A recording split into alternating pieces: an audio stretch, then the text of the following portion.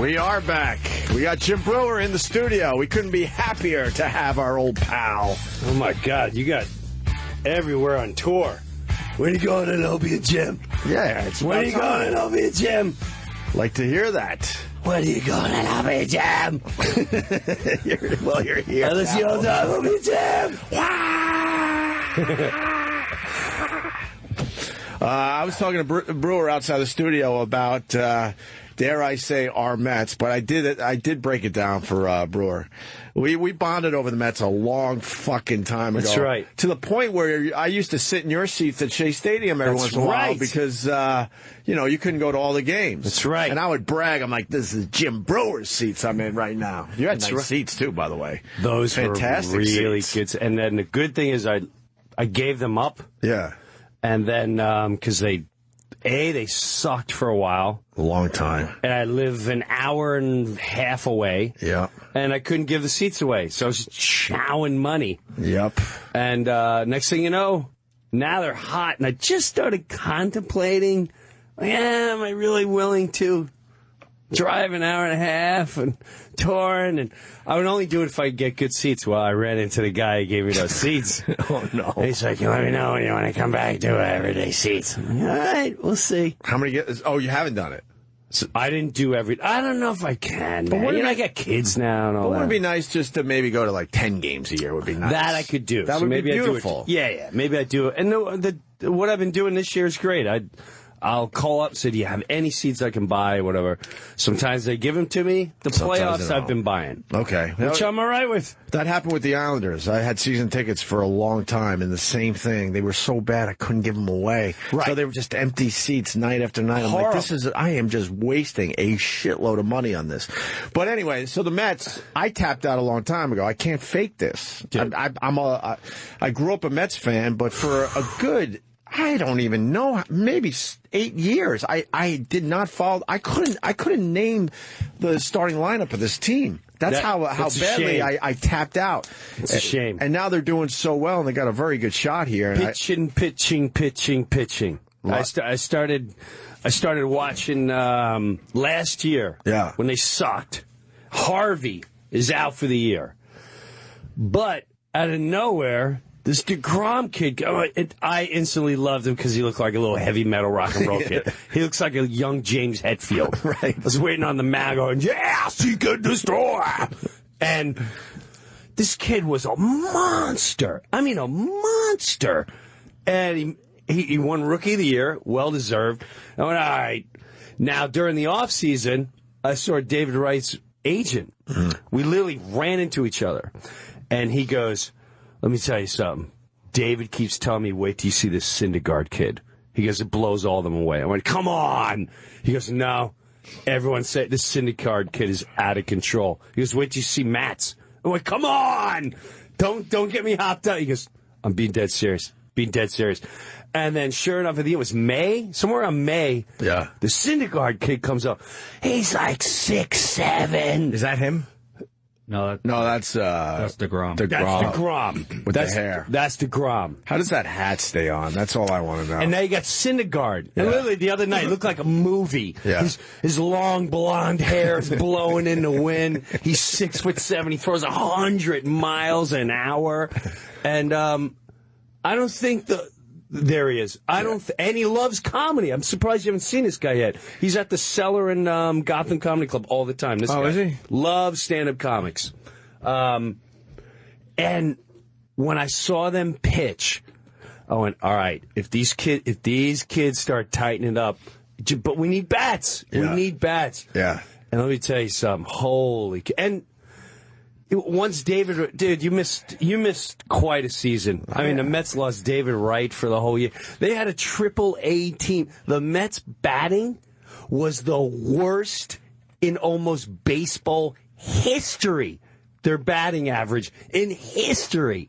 But their pitching kept them alive until they got their bats just after the All-Star break. And that's what happened. Dude. And now they're on a great run. Animals. And I don't know anything about these guys. I do. I'm happy for the Metropolitans. I've been a fan for many years, and I'm happy that the crack of the bat is really working out for them. Big Rusty Staub guy. I think you're pissing off good old Rusty Staub. I think he threw out the first pitch the other night. He did. What He came waddling out after his heart attack. He had a heart attack on a plane on the way to Ireland or something. Yeah. He's a mess. Good for him. He's a mess. He's the type of guy who gets gout. Look at him. Oh, Rusty. Yeah. He didn't look too good on the mound, throwing out that first pitch. Oh, no, Rusty. I mean, yeah, but he's got to be like 70. Sure. He's always been 400 pounds. He looks like Larry Flint. He does look like Larry Flint. He's at that age where you got to pull those pants up a little higher. He starts wearing it around the navel. I don't understand. I'm going to keep my pants low all the way to the end, Breuer. I'm not going to get to the point where I pull them up that high. Why does that happen? It's the gut. It's they the don't gut. want the gut sticking over. When You're you right. sit down, you don't want the overlap of the gut. Right. Yeah. That's all it is. So you I've got to been pull it there. up over the gut. I get skinny old people do it too. When you see like really skinny old people, sometimes they have it too, and that I don't quite get. I don't get that either. Maybe they don't have belts to keep their pants up. I don't know. They have to buy kid belt or something. Then it's not much of a throw by Rusty Staub. Yeah, but you're missing out. I know. I've been watching a little bit. Have you been watching them now in the a little playoffs? bit, just a couple innings. I'm still not even watching the whole game. Dude, I just tapped out of do you know baseball what a long it's like? time ago. They're against the best of the best. This is why I love. They're like, oh, Kershaw, he's won 19 games, Hall of Fame. Who beats him? DeGrom. Oh God, here comes Greinke. Who beats him? Syndergaard. Yeah. Dude, they're animals.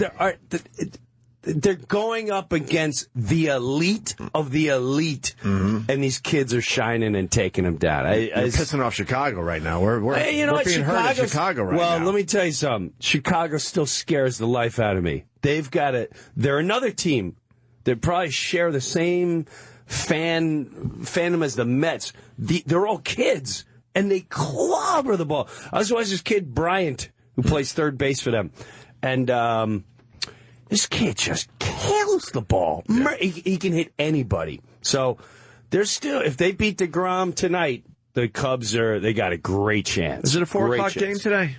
No. It's okay. Are you watching today? I don't know if it's 4 o'clock. Is it? No, tonight's 8 o'clock. Oh, 8 o'clock. Okay. 4 o'clock is Kansas City. Oh, all right. I did see that. I saw 4 o'clock in the paper. Are you going to watch? Yeah. You got to explain your video. Dude, I might have to cancel my Europe tour, which is next year. I didn't expect the Mets to go this far. They go to the World Series. I'm tormented right now. When do you start your European tour? The day the World Series starts. You want to watch the World Series, do you? Put your hand up, Jim. Show her you can do it. Oh, so you're just a couple weeks away. I'm like 8 days away. 8 days away from starting your European tour. Yes. Oh, that's going to be rough. Are you going to still be making videos in Europe? Yeah, I have to now. I can't stop in the World Series. What happened with these videos? They're viral, every single one of them, and I'm laughing my ass off every single one on your Facebook. We'll tweet a few out, but they're like 500,000 views, 600,000 views. That was what am I saying? This one's 1.8. Yeah, that's when they clinched.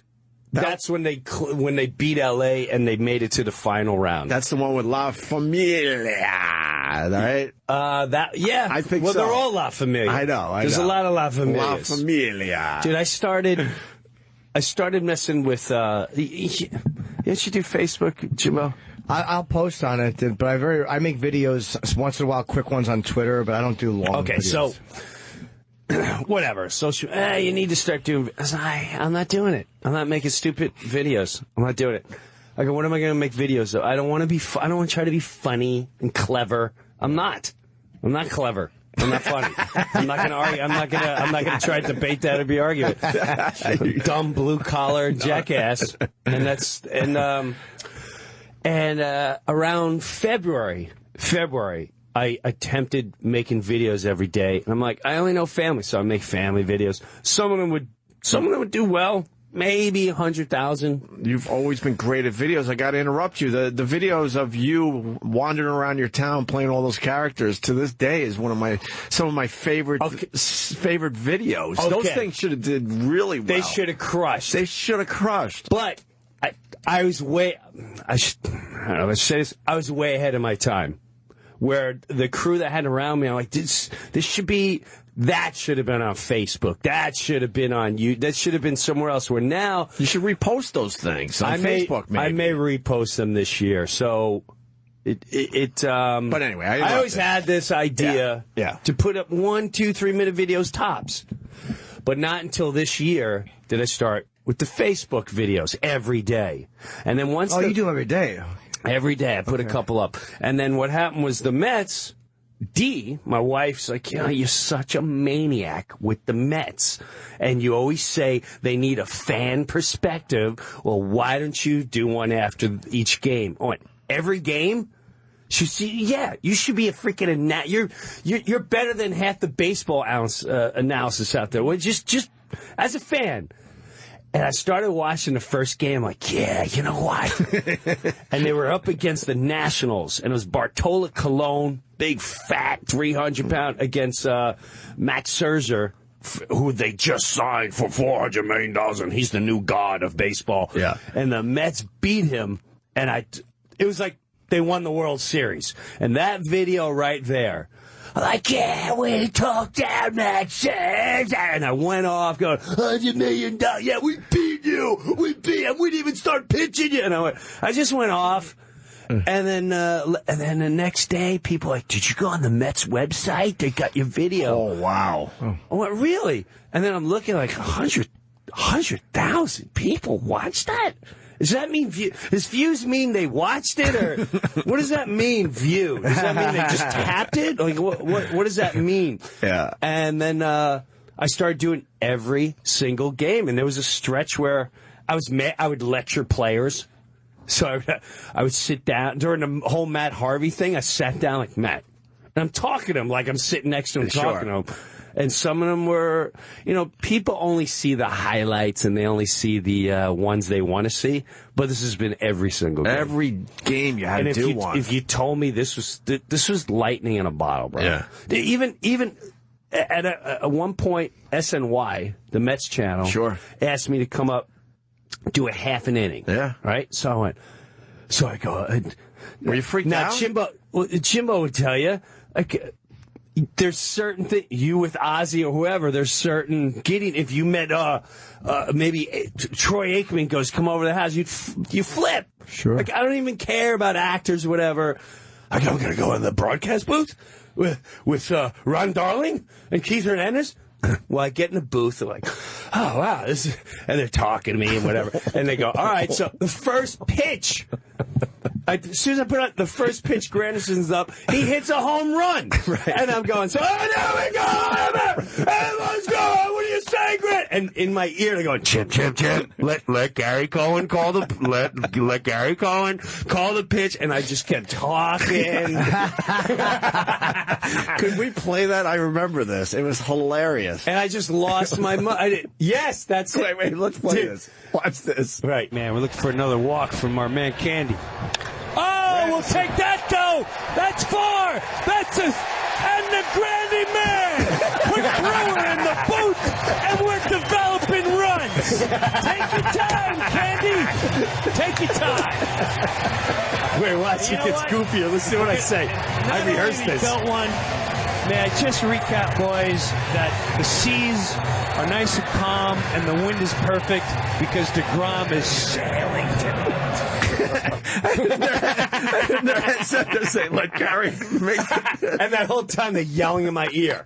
Jim, let Gary talk. Let Gary call the shots. You just grabbed it and ran with it. I had no choice. I flipped out. Come on, man. You put me in a booth, first pitch homer. What am I supposed to sit How there? long were you in the booth for at that point? Well, they kept me in a whole inning. But, I mean, were you already talking before that? No, I was just literally started right there.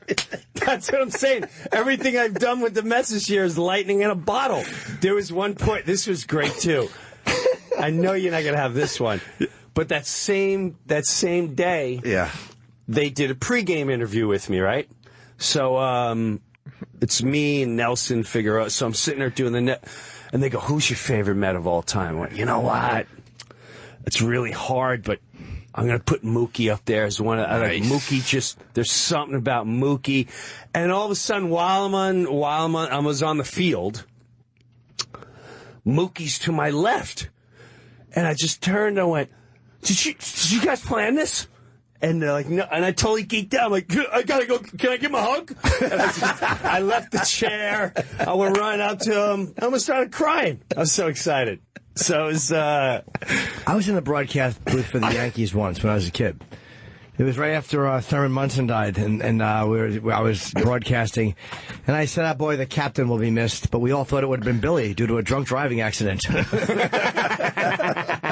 they asked me it didn't go well. They said, "We got to keep it on the game." I love that you grabbed the home run call. Took it over, man. I couldn't help it. That video went everywhere. I've been following these videos. You kind of got me interested in the Mets a little bit through your videos. Yeah, but if you told me... Oh, God. They would... And there's like...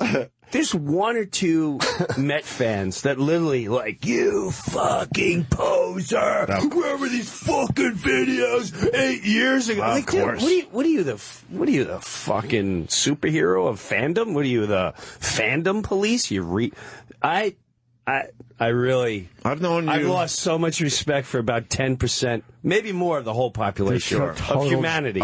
It's a beyond dopes. They're frightening. I see why maniacs. There's maniacs. It's They're way retarded. more than 10%, unfortunately. It is way more. I've known you for over 20 years, and you've always talked about the Mets. Always. The Cowboy booth was cool. I didn't stay in there for long. It was very brief. And what happened? There was a field goal. It was many years ago, Lynn Elliott, when he was kicking for the Cowboys.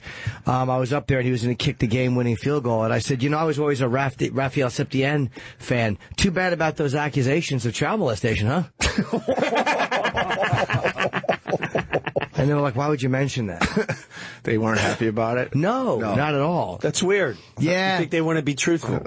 Yeah, same thing in the Yankee booth. I had it again when I was a little bit older, and they just didn't go for it. It was, I think it was Cecil Fielder hit a home run, and I think John Sterling's like, "It's gone," and I'm like, "John, not to interrupt the fun, but Mel Hall is in prison for rape for 45 years. Can't believe it." I'm like, "That's what we should be focusing on." Nice. So these videos do incredibly well. We'll link up Breuer's Facebook Crazy. page. What's your biggest one? I see one that's hands 1.8. down, that's the biggest one. Mets recap. That's the one I think we played. I the lost other my night. mind. Can we play this again? I'm borderline embarrassed because now let me talk about this. I remember it made us a little uncomfortable when we played it the first time, and that's fine. I don't care. It's fine. I got to live it. There's some fandom there. No. First of all, since you're out of the loop, I need to put you in emotionally in this. All right? I hear you. We're going against the Dodgers, who they say no one's going to beat them in a 5-game series. Now, the second game of the series, the Mets are beating God. 20-3, Greinke. He's had the best ERA in history, and you're not going to beat him. Well, we're beating him. And the 7th inning, it's 2-1 game, inning-ending double play, and Tejada, it was illegal, whatever. He gets tackled and his leg broken. Yes, and that I know. That changed that's it. Game's now they lost the game. Right. So because of that, you take that scenario out, the Mets sweep the Dodgers. But now we're in a predicament where it's the last game. We're home against the Dodgers. We're now losing against the Dodgers. And you still got to get past this savage on the mound.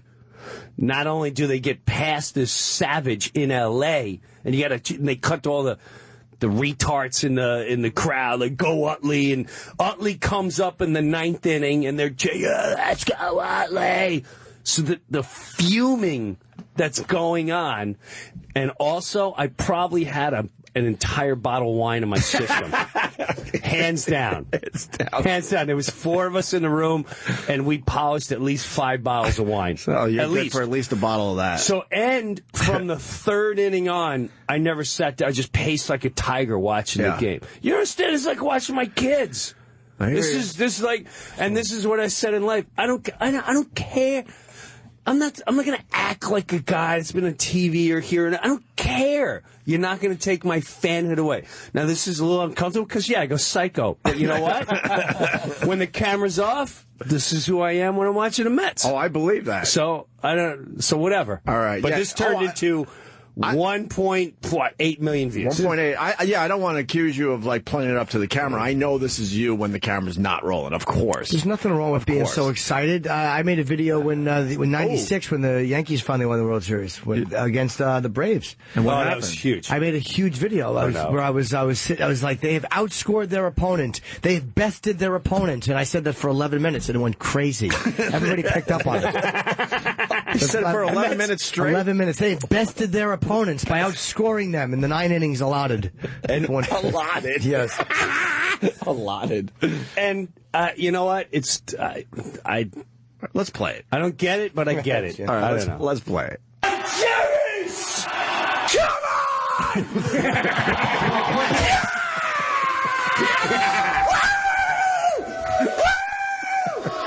La Familia stands for Let's Go Mets! We took you down, L.A. Chase Utley! Guess what you're chasing? Nothing! Nothing! And shame on you for Gary Cohen for putting down Daniel Murphy!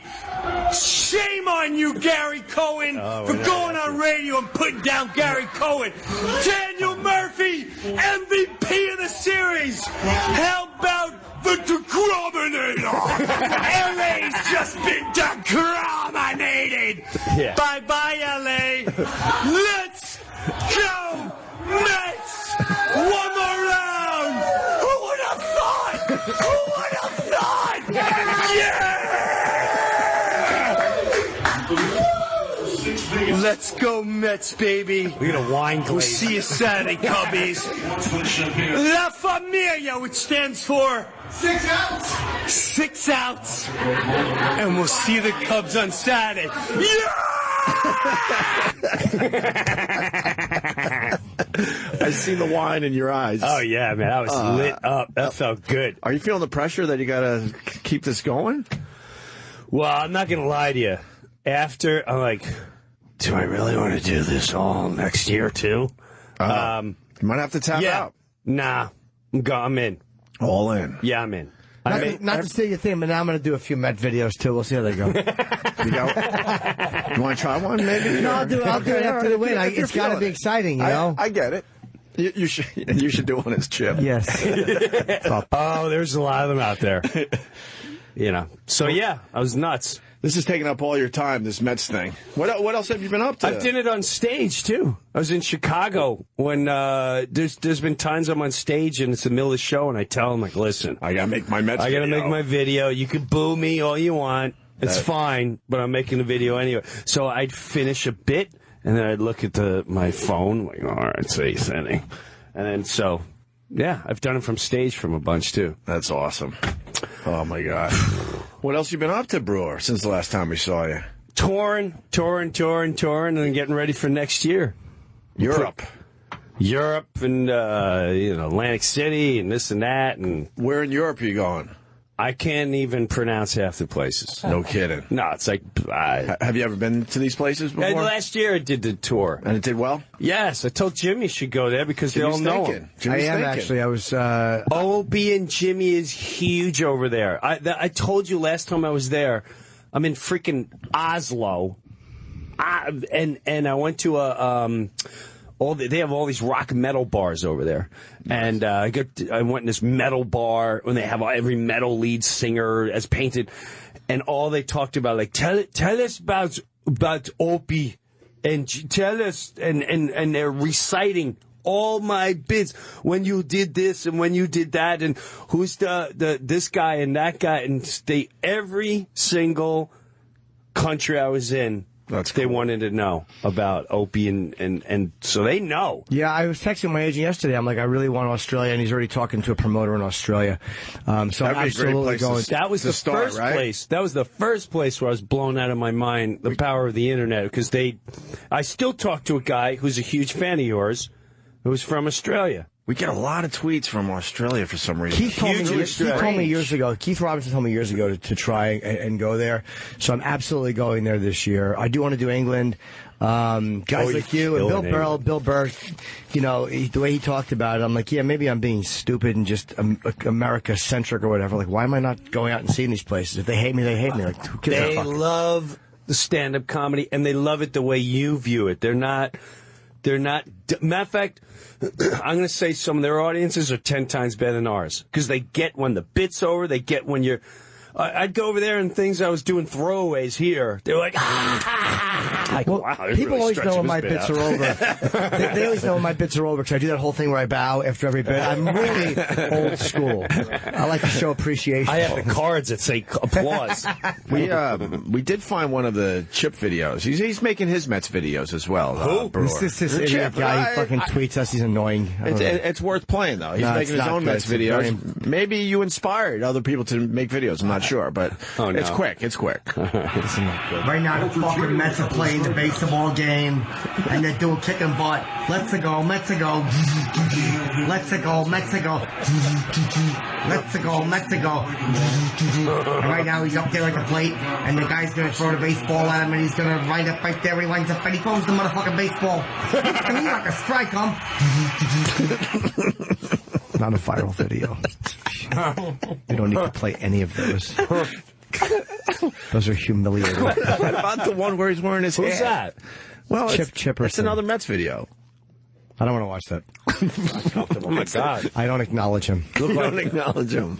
Wow, look at a nursing home. Right before they feed the yogurt. You ready for yogurt stand? Yeah, he's a real fucking creep. How's the family? How's the daughters? How's everybody doing? How's Mom? You got Mom is crazy recovery. No. She's normal. Dude, it's the craziest thing in my life. She's 100% normal. 100% normal? Yeah, yes. Wow. So where is she? Is she still in a home? Yeah. But normal? Yeah. She's 90 and walks around like she's 90. But she's back 100%. It's the craziest thing I've ever seen in my life. Mind is completely there again. I mean, we heard the sound clips here. When you brought in that tape of your mom basically tapping out. I thought she was tapping out. I was buying plots. Oh, my God. I got the whole funeral together, ready to go. And then she's 100% back to normal. It's freaking Was there a weird. medication change or something? There was, well... A urinary infection. It was urinary infection. Makes older people go nuts for a while. For a while. It's not like just 2 weeks. No. It's 6-7 months. And so it took that long to recover. But she couldn't even walk. So she physically couldn't even get up a walk for months and months and months because she doesn't know how to wipe her cooch. She's too old to. At the end of the day, it's because she's too old to wipe her clown outfit. That's it. That's what it comes down to. You don't clean yourself, and then it poisons your brain. That's what it comes down to. Oh, I see what you're talking about. Seriously. So if she kept her cooch clean, she might not have had that urinary infection. That's why older people need someone else to clean them because they don't clean their donkey. Guess what? The ammonia goes up to your brain and just triggers and you're gone. And those people working in those places, even if you find a good spot, they don't want to be cleaning. They don't want to clean your. Cooch. Yeah, not only that, they're cleaning your hole out, your pie hole. That's their job, dude. I used to do it with my dad. I know, you know, it's like sticking the glove up. All right, just put a mask on so I don't gag too hard. And the fingers going in his butt. I gotta grab his turd out. Oh my! Good morning, God. everybody. Good morning, everybody. How's that yogurt in your mouth right now? Nice vegetable juice cleans you out. I have a beet, carrot, kale, little spinach. It fucking Nothing makes me shit better. That's a rocket launcher. Large veggie juice. Fucking, and you piss out your butt when you do that, no? Yeah, when I pee, it's like red. It's like it's alarming at first. You're like, oh, am I bleeding? And then you're like, oh, I had a lot of beets and carrots and stuff. But it really does clean you out well. I don't know. Yeah. I do vegetable juices every day, and my logs are still solid. Oh, I'll have solid logs, but I mean, it makes you shit. But it gets out all nice. Yeah, it's almost like I said, I think yesterday, like you get a whole bunch that are really nice, and then on top, there's just that part where your system couldn't handle it. You know what I mean? It's like they just open the hatch. It's the great finish. Yeah. It's the encore. Yeah. Bunch of logs with you're done. Nothing better than knowing when you're done. Yeah. Yeah. Nothing else is coming out for a while. A good pork chop and a nice shit. That's a good day. Yeah, especially at the same time. Yeah. I'm at that age too when you just drop a nice deuce. It feels so good to get up and go, God, it's fucking just cleared myself out. I'm clean now. Yeah. I'm nice and clean. I'm empty. Yeah. The feeling of being empty. Hop right on the scale. Ooh. Big boy. Your daughter's dating and all that? How old are they? I love asking the ages every time you're in. The older one's 16. There's nothing I can do. You lost that one. You lost that one, right? Yeah, she's gone. You'll see her on the other side. Yeah, and when will she come back, you think? Around 22, 21? I've heard this, by the way, because probably 22. I got 16s in my family, and the same thing. They're like, "Yep, she's me and her. She's fighing the war now. We'll see her on the other totally side." Fighting the war. She lets us know every day. I'm going to college in Africa, and if I can't go there, I'm going to Australia. Yes. I'm out of here. Like, oh, all right. Well, that's not how it works out. This house is the worst. Yeah, it's really hard. It's really hard, ain't it? They live in a castle. Doesn't she look at the Mets videos? That's a fine house they live in. It's meaningless to them. It's a wonderful house. That doesn't mean anything to them. It means nothing to them. They walk around going, I need more jeans. Oh, okay. Well, you better get a job. And let's tell you, she's, me and the oldest one are very close. And I have a feeling when she goes to college, I'm going to visit her a lot. And I'm slowly going to let her into some of Dad's escapades. And we will bond tremendously as time goes. She wants to jump into madness. She has a hard time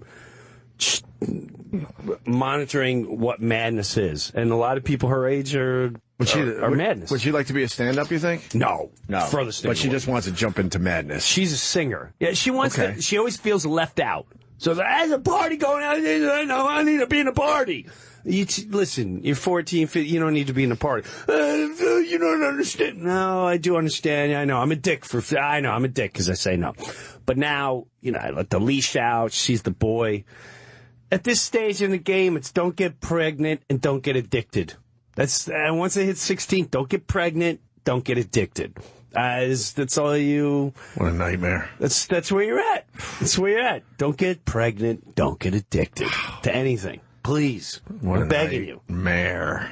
Yeah. Unless it's smiling. Get addicted to smiling. Yes. Nothing wrong with that. And warm hugs.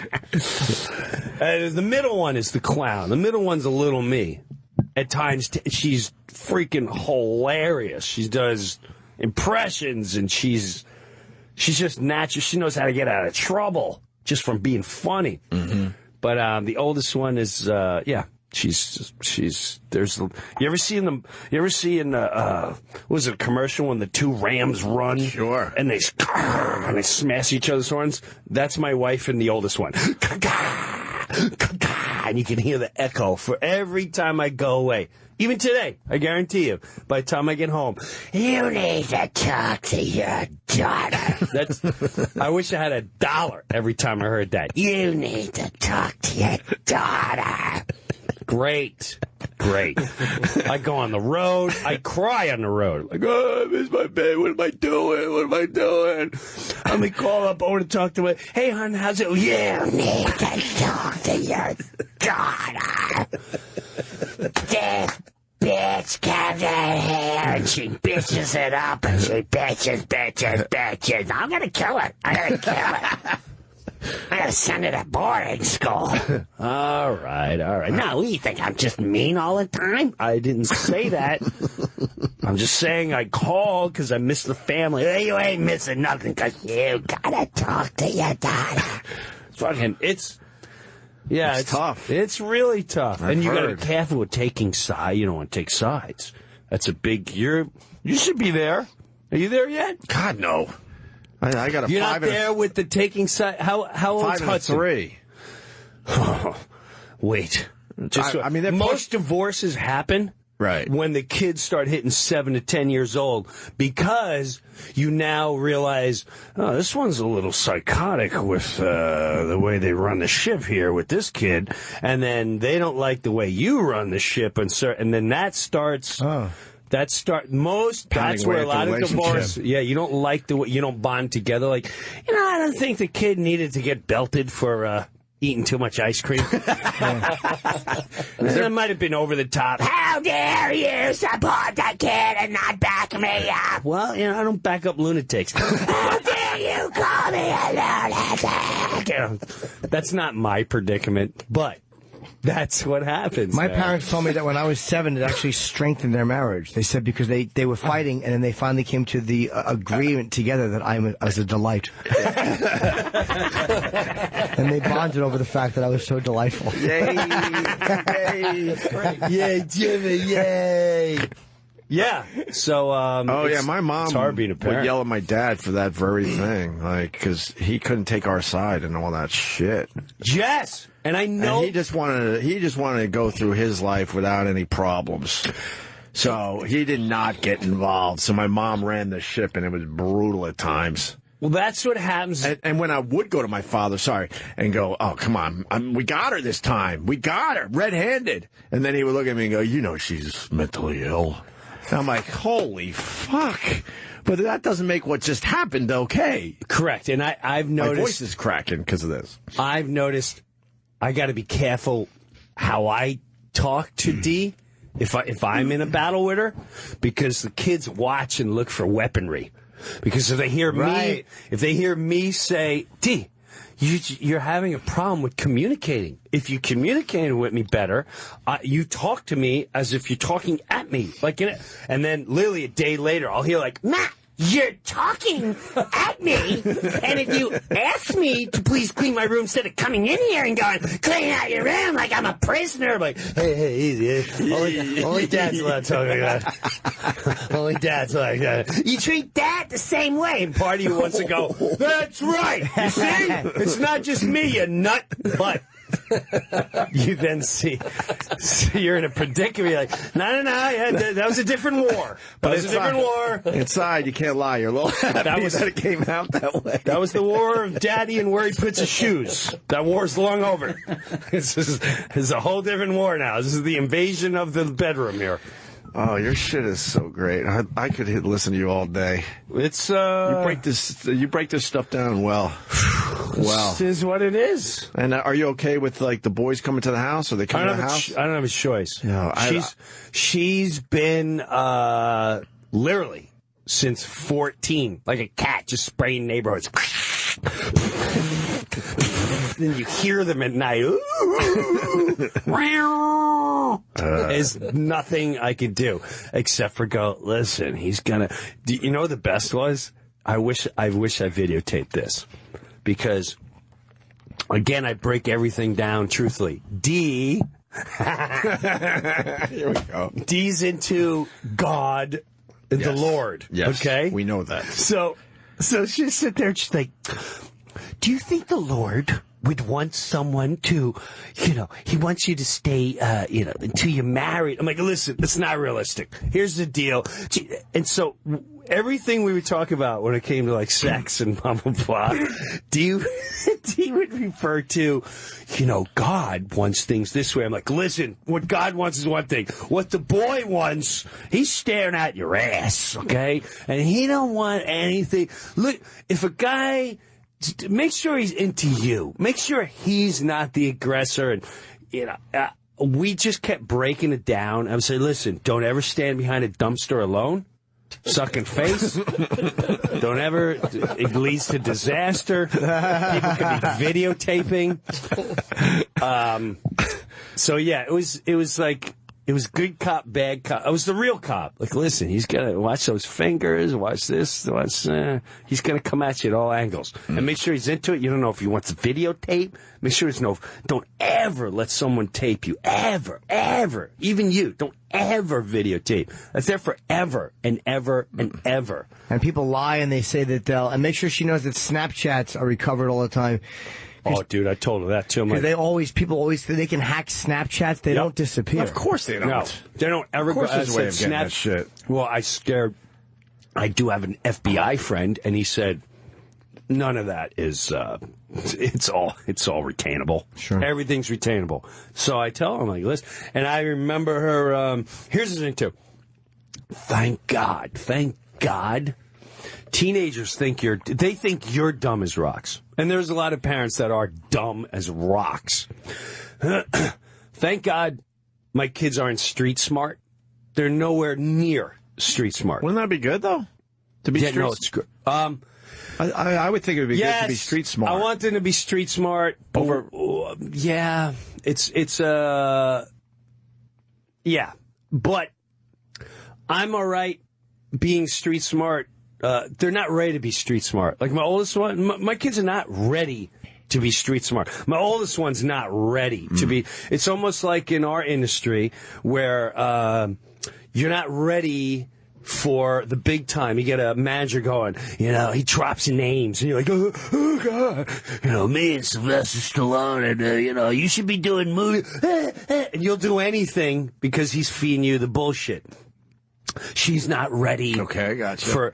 But even in the party world, she's not. So first, I'll give you. We rented a place, and we rent places in the summer. And when we went there, they had a barn with their own. It was like redone with bedroom. I said, this would be great for the teenagers to hang out, and you can hang out here. I opened their fridge, and I noticed there was a bottle of vodka in there. Right, like the people. That's their vodka. No one's really going to be in the barn, so I'm not worried about it. So the oldest one is really harping on, can I please have my new friends over?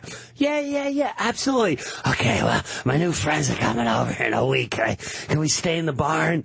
And I noticed Dee's not street smart. I know, I'm like, she's really intent on something's going to go down. All right, they're going to try smoking, they're going to drink it. What's going to... And then one night she comes over, as her cousin was hanging out, and she's, Dad, it's like 10:30. It's from the main house. Can I take this bottle of orange juice down to the barn? And I laughed as hard as you just did. Of course, yes. I laughed as hard as you just did. And she goes, what? I went, what do you want? Why would you want orange juice? Now, granted, she hates orange juice. So now I already know, like, are you kidding me? That's hilarious. For the morning. And I laughed. I went, no. And by the way, give me your phone. What? Because now I got intent. Now I have a search warrant. You just gave me a reason for a search warrant. Boom, give me the phone. And then boom, I got everything right there. I'm like, oh, we're planning this and that and that. All right, tell your friends nobody's coming. Oh, my God, I'll tell you. You're the worst dad ever. You suck. And I said, well, let me explain. And then I got to give him the dad. Let me explain to you my position. I don't know any of these kids. Listen, granted, I partied. I did all this. But any of these, I don't know these kids. They come to the house. I'm renting a house. They start getting trashed, high, whatever goes on.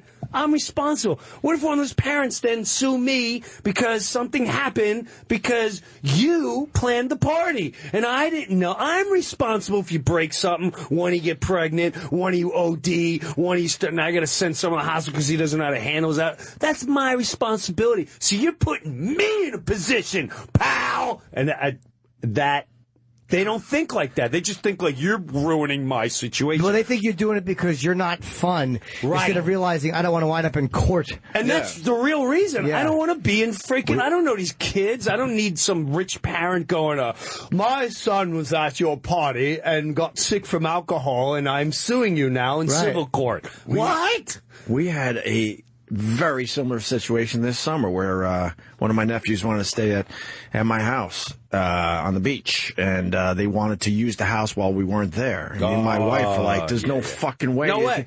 But then my siblings, they're confused. Like, why wouldn't you let them use your house? Blah, blah, blah. I'm like, because I think they're at that age. I didn't know for sure, but they're about the same age as your daughter. No way. I'm like, and I think they're at that age. So no, there's no way.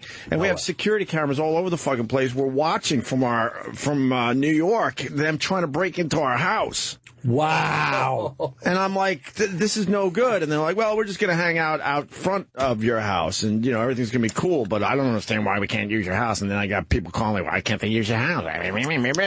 And then the next time we went out there, I dug up their fire on the beach and found the evidence. That's why. Exactly. That's why. What'd you find? Beer cans. And again, it's all right. And it's the same point you just said. It's like... It was more my wife was waking me up to this. Like, look, man, if anything happens in the fucking house, you think they're not going to give a fuck? They don't care. They're going to fucking sue the shit out of you. So you can't be the cool uncle is what it comes down to, or the cool father. And they're smoking, and now your couch is burnt, and sorry, you know. But out of curiosity, I'm like, I went out there with a fucking shovel, like fucking Quincy. Yeah. And I come back with all the evidence, and I throw it on a table for my wife, like, all right, we did make the right decision here. Yeah, you don't need them being there smoking reefer sticks. But it's not the old days when they were a lot younger. It's like, yeah, of course, be the cool uncle and stuff. No, they're at that age where they're doing exactly what we did at their age. Right. But trying to push limits and trying to get a little buzz going. I went in a park. I never did it in someone else's house. I saw what my parents fucking thing, though, man. Yeah. Same thing. And then sorry, just to finish the story. So then we decide they're going to be out front of my house, you know, and we watch all the kids come with beer, by the way, because we have the security cameras everywhere. So I'm like, oh, all right. And then they're trying to get into the house. And then one's pissing on my neighbor's house. And then... right, there you go. And then I'm getting... You don't need so now I have to explain why they have a big wet spot on the side of their house. And then I get a text from... I'm trying to, like, you know... protect the innocent, but basically a text like, hey man, we have a girl with us and she really needs to use the bathroom, so could you tell us where the key is so we could, you know, go in and use the bathroom? And I'm like, no, I'm sorry, you know, and if your dad or anyone else is going to get pissed at this, I don't know what to tell you, because I know exactly what I would do. If I got the key to the house, then I'm going to look around and see what's around. It's on, and you don't know. It's on, and we got all those dumb, faggy grapefruit beers and everything else in the house that they could have grabbed. Yeah, and next thing you know, they're knocking over your tchotchkes. Yeah. I would hate to have a bunch of teenagers in my house touching my shit, knocking things over.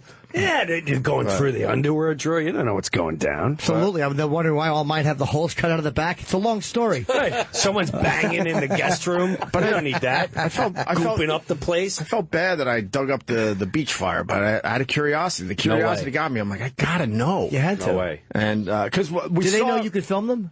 Probably not. Dumb as rocks. Kids, like I said, they just got their eye on the prize. They're like dumb burglars. And it looked like they were coming with beer. I should explain that further, but then I'm like, maybe it is soda. They're sort of, they're sort of at that weird age. It could maybe still be soda. Sure. So I wasn't totally sure, but it certainly looked like beer.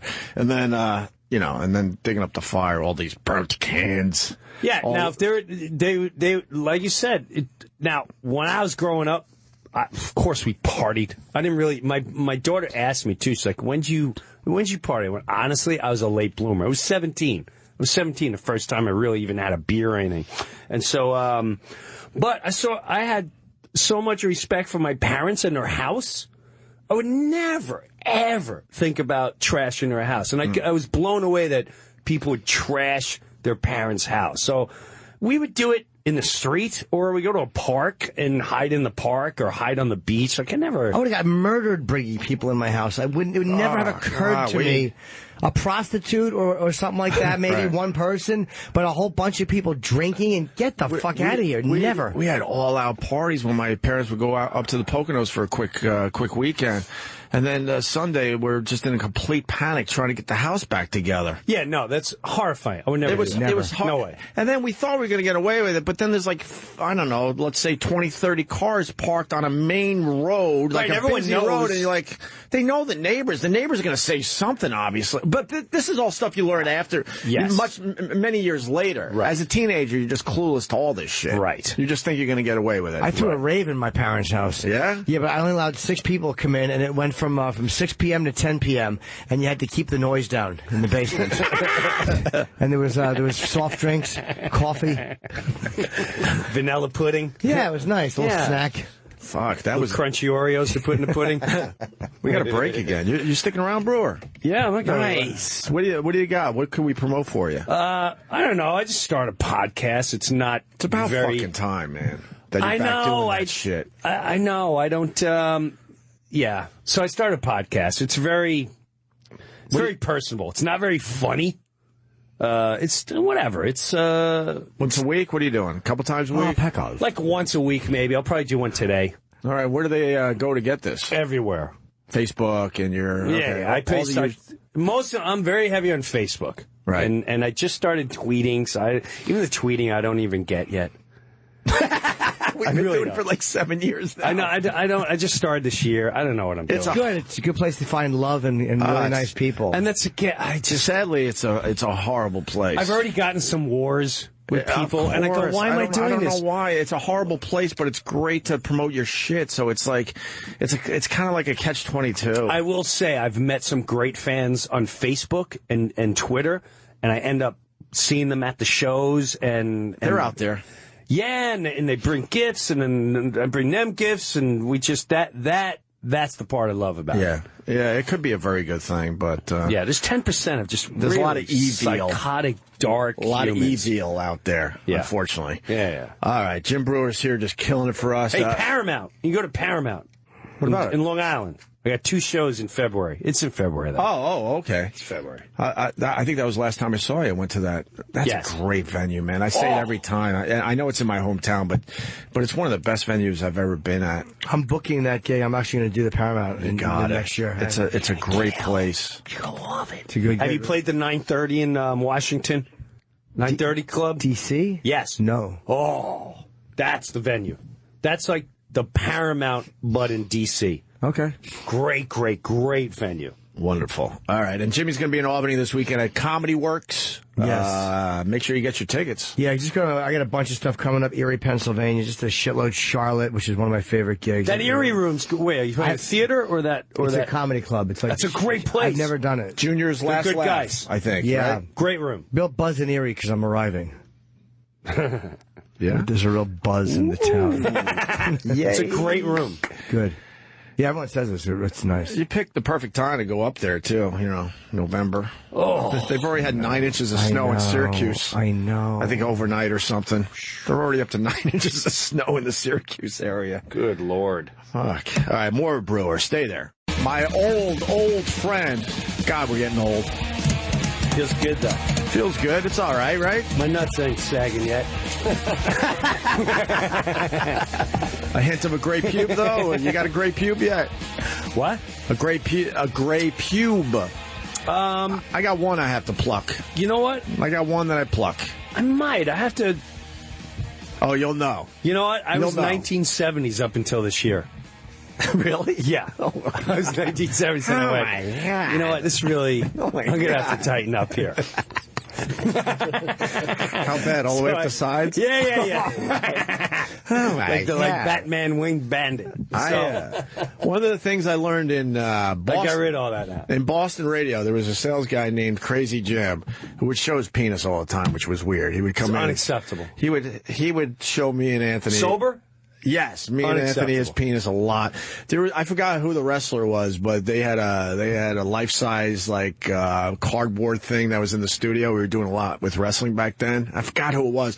He would stick his dick through. It would make us laugh though. But the one thing he taught me is like you gotta trim that shit down. I think he goes all the way like Jimmy. Nothing. Absolutely. Nothing. He had nothing. But then I realized, you know what? All right, it's time to trim this shit. Same here. Yeah. But you only started this year? Yeah, I only started this year. And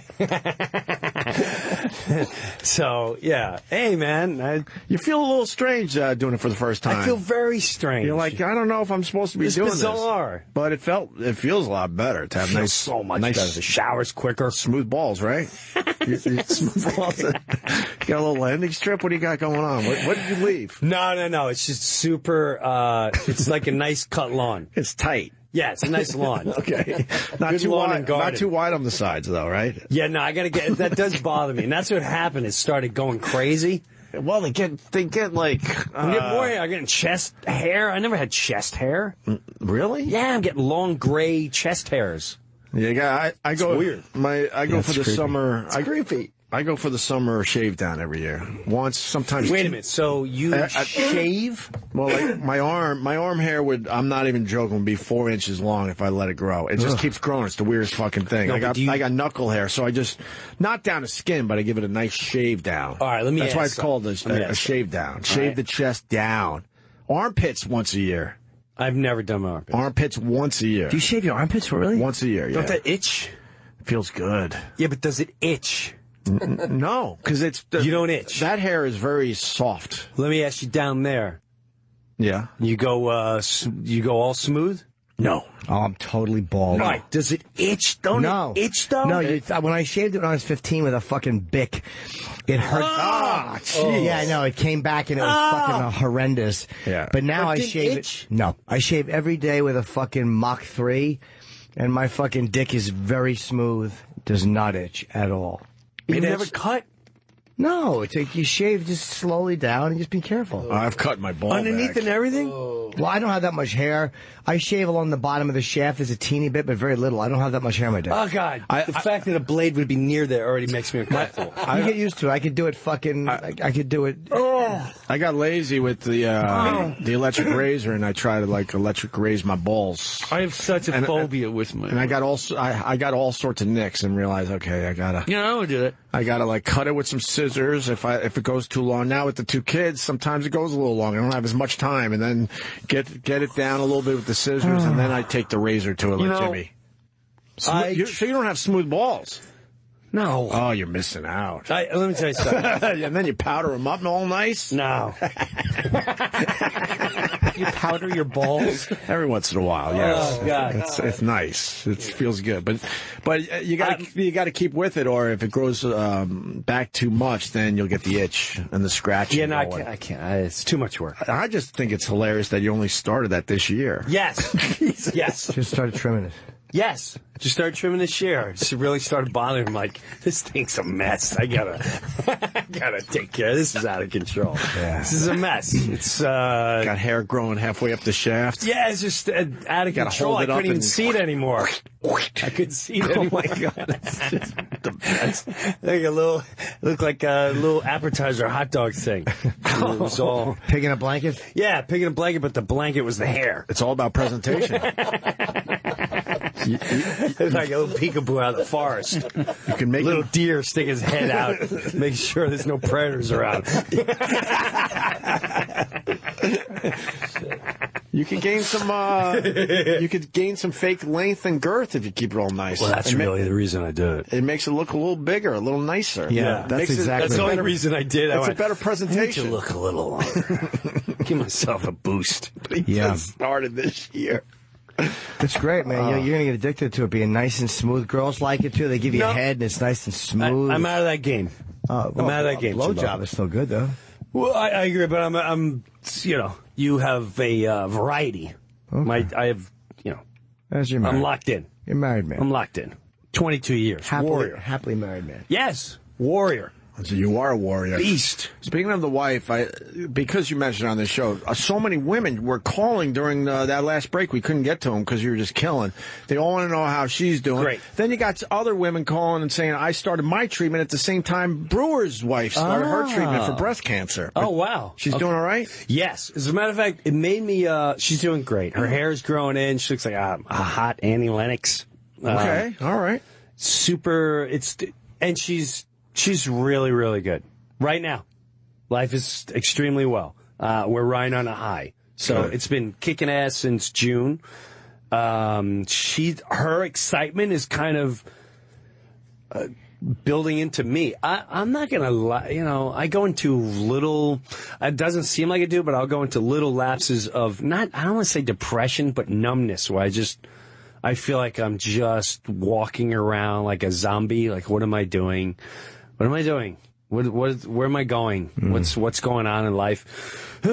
And her spark of life has really energized me the last couple months. Right. She's given me life, and she's given me strength too, man. That sounds corny or anything like that, but once in a while I have to sit back and really think about what she went through. I mean, it was nutso, man. They should just be up front. The doctors are like this. They're like, listen, you're gonna have side effects. All right, what kind of side effects? Well, rashes. They should say you're gonna look like a lizard.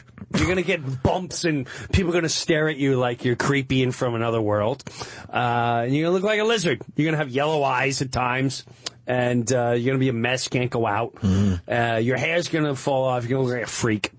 But it's great. You'll be fine. It's just, it's almost, people are so, they don't know what to expect. If you're just upfront and honest and brutal, and we were in Florida and she had these bumps all over her arms, and I was like, I have no clue. What causes them?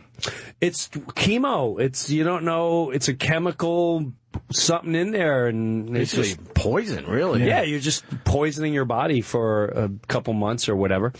But something was sparked from there, and I'm literally just getting the ball rolling on how to. One thing I noticed, she watched funny videos 24/7, and a lot of them were animal videos. And I was not shocked, but I was surprised going into a lot of treatment centers where they don't have anything for the patients. They don't have, you're in a room and everyone's the lab rat and they're all hooked up and they're all sitting in a room getting juiced up. And they just, they should have videos or something of nonstop humor. Just anything, cats, dogs, animals, funny distraction. And she got addicted to watching hilarious videos. And that was a huge help throughout it all. And that's what I tell everyone that asks, how's you? My daughter's going through this. My wife's going through it. My grandma, I just said, this is what my wife did. Just do that. Here's a link of what she started watching. And, it definitely helps. It definitely is a distraction. It helps. There was animal videos though. And funny cat videos, funny dog videos. There's some funny videos out there. The squirrel, kind of the mindless. Squirrel water skiing. Yes, they're mindless. You don't have to think. Just laugh at it. It's yes, like, it's an animal. One of the hardest I've ever laughed. Now I'm going to do it for chemo, but it depends. One of the hardest I ever laughed was I needed to just do mindless comedy. It was a couple years ago, and I went, I'm going to go watch Jackass 3D. I need mindless. I don't think I ever laughed so hard in my life. I just said, there was a couple people in the audience, I freaking love mindless guys just dropping a turd on a place. I was howling. Yeah. Howling with lead. I had tears coming down my eyes half that movie. That stuff will always be funny. Always. So funny. You don't have to overthink it sometimes. They're behind a jet plane and 1,000 miles an hour tossing things in the thing and he's smashing a guy with eggs and a football. I was howling. Sometimes just watching someone fall down. That's all you need. It's hilarious. That's all you need. Hilarious. That's why the Stooges are still translate. Yes. They translate better than anybody. Absolutely. There's never going to be a time where a man taking a wrench and hitting another man in the face isn't funny. That's always funny. With the boink. Yeah, the savagery. When you watch those, like literally attacking each other with saws and fucking knives, it was so great. It's hilarious. Girders. Hilarious. That's some of the hardest I ever laughed, too, was watching the Three Stooges. Even Abbott and Costello, watching Abbott get slapped. I mean, at Costello. Watching Costello get slapped by that. It's so funny. So she's doing good. Everything's really that's great to hear. Yeah. And then I'm waiting for I'm waiting for the record next year. Yeah. The single comes out in January. You're very excited about it.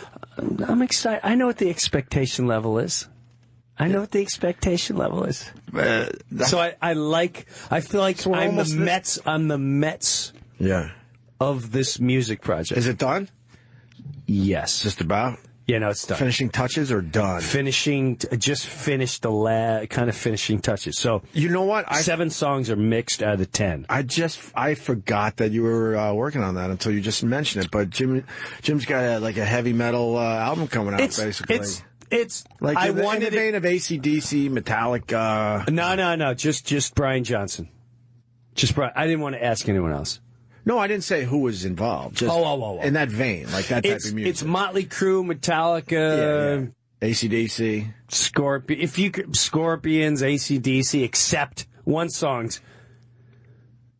Yeah, there's a great riff that's very Accept. It's very balls to the wall, and you'll know the song. But and Rolling Stone magazine, Brian Johnson, dude, recorded vocals for your album. Crazy. That's amazing, dude. He was as a kid from Long Island. How amazing is that? I still don't get it. That's awesome. When it's over, I'll go, oh yeah, that's right, that happened. That happened. And I tell you what, the guy who's doing it with me, this guy Rob Caggiano, he's in Volbeat. He was in Anthrax. He produced Last Anthrax. He's producing Volbeat. If this guy wasn't part of this whatever it turns into, it would be beyond a disaster. It'd be the hulkiest, horrifying. I'm dying to let you hear one of the songs, no way. I can't. I just can't. I can't. No way. You got it right on that phone. Yeah, I can let you listen in the bathroom. No way. You're going to grab our phones ahead of time? I would get murdered. And Breuer told the story of recording with Brian Johnson, which made Rolling Stone magazine. It was a nice hit for us.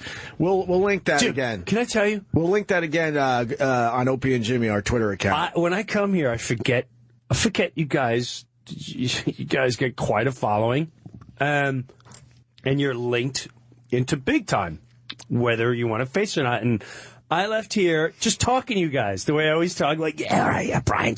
Like I'm talking to you in my yard, forgetting I'm on such a high platform. Or whatever, And by the time I got to I don't even remember what I was promoting. What the hell? My new special, maybe. Probably. Whatever I was promoting, I don't remember. By the time I got to my next event, which was an hour later, every question was, I had Brian Johnson's agent going, can I get a copy? I'm like, what is going on? How does everyone notice? Forgetting I even talked to you about it. It was all over the place. And I was like, oh my God, I got to be quiet. I got to be careful going on there. Why, you weren't supposed to say anything? Well, not that I wasn't. At the time? I didn't want to because nothing was mixed and nothing was done. Right. And I didn't want Brian to think, like, hey, I'm putting your name out there. I hear you. But yeah, I was just excited. I was an excited kid. Like, I just was with Brian freaking Johnson. I'll say it again. The singer. The guy. I'll say it again. We had him on once, and it was such a good time. He's the greatest human being I've ever met. One of the greatest human beings I ever met in my life. It's almost like this AC/DC thing to him is sort of a side thing. It is. Oh, yeah, I kind of do. Oh, yeah, that's right. I do that. I'm telling you. And for everyone else, it's everything. But to him, it's like, oh, yeah, I do that, but I also do all this other shit. Yes. He loves his life. He loves his life. He's such a great human. He's energetic. He's great. He's positive. Great World War II history. Just history. Like, Jimmy, you'd love him. You two would be best friends. Just, he's such an intellectual. Right, intellectuals tend to enjoy me. No, seriously, I know when you get down and you're a brilliant guy. People, I mean, you poo-poo on that, Jimbo, but Jimbo's a brilliant guy. A very smart man. Very smart guy, and it's well educated. When he came in and he just drove himself an hour and a half and I told you, he's like, no, I don't wear headphones, and I want to do it here in the boardroom with a handheld mic like I'm in concert with the boys.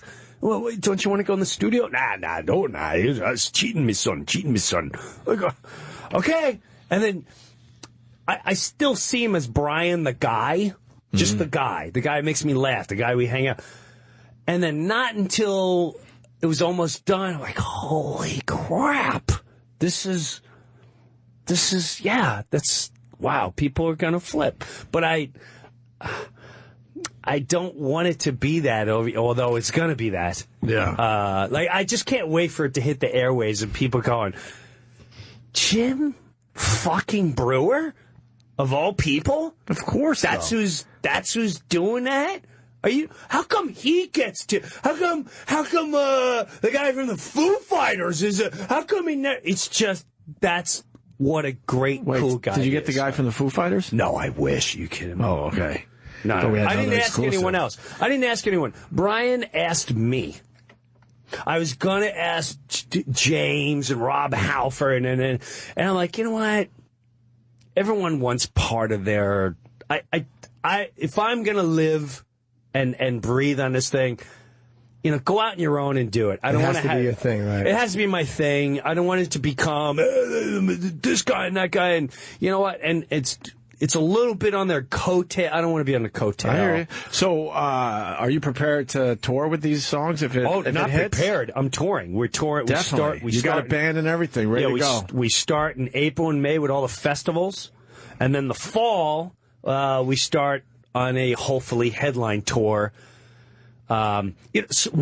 How are you going to dress as the lead singer? Here's what I'm doing. I got to hear this. I thought about this. A long time. I figured. I don't think you could just be Breuer, stand-up Breuer. You got to do a little something. No, and I can't be corny. Here's the deal. Yes. Here's the deal. At the end of the day, and my wife keeps. I guess Dee was a huge help with this. She's like, Jim, don't try to be cool. Right. Don't try to be cool. You're going to look like a corn dog, and you're going to be X'd right out.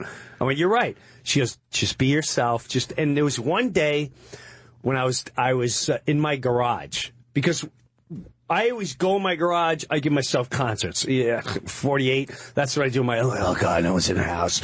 I put on my headphones and I go bonkers, right? So, and I was looking at myself in a mirror. I went, look at this clown. I had gym shorts on, long gym shorts on, a T-shirt and a rock jacket, and with headphones. I went, this is the look.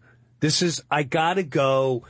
This is full blown. Not that it's not sticky, but it's a family. Listen, I'm a family guy. Grew up this music. This is my fantasy, and to me, it's got to stay the fantasy. Every concert, it's almost like a theater show. The family's gone. I go in the garage, and not until I put on my headphones and blah blah blah. That's when the event. It's guys my age, grew up with the music, and we're just living the dream for an hour and a half while nobody's home. And you want to dress kind of like Dirk Diggler when he recorded in the Boogie Nights with that jacket. and that's it. That's the way I got it. I can't wear a funky outfit, but now watch if I get a hit. Oh boy. Yeah, I might. Who knows? I just hope the leather pants and kangaroo don't show up. Look at Dirk Diggler. There he is. So, are you going to do comedy? And I remember you sort of talking about this. Yes, I want to do. So you're going to do a set, then you're going to break it down, and then come out and do music? Yeah, the headline tour will be stand-up and the music together. And I'll probably only do like 20 minutes to a half hour. And then the festivals is just the music. Of course. Yeah, and then if they have comedy tents, I'll do the comedies too. So I'll be doing two or three different shows. So, what festivals are you doing? Any of the big ones over there? Every big one. Holy shit. And we'll start here. Are you ready for this? Oh, I'm ready. How many people? Oh, I'm not. Dude, I already did this. This is why I know this is good. I started in 2011 in Germany at the Wacken Open Air Festival. How many people? Probably about 5,000 in that tent. Okay. And then the Metallica Festival. And I went, okay, if these people are staying for the whole set, and the next day they come back and there's more people, and they're waiting for 2 or 3 bits that I was doing with the music, and they've never heard this before, if I give them something they can hear and go along to, this is going to be a monster. So I did Rock on the Range. So I already did the festivals, and I knew I can handle the festivals without even locked and loaded songs. So now that I know I can do that, I went, all right, we got to make it right. Let's get the right manager. Let's get the right producer. And that's what I did. I got a rock manager. Mm-hmm. 5B artist management. They got like Slipknot and so that, and then I producer. Once I got Caggiano, and you hear him play guitars on this, oh my, dude, I get goosebumps. And this guy was such a pain in my balls. He would do this. He'd go, listen, man, these lyrics, I mean, I can't put these lyrics to this song because you got amazing music. You're going to put these lyrics to it? Come on, you're better than that. There's one song, the single that's going to come out, which is hands down, you're not going to know it's me. You're just going to go, damn, wow, I like this.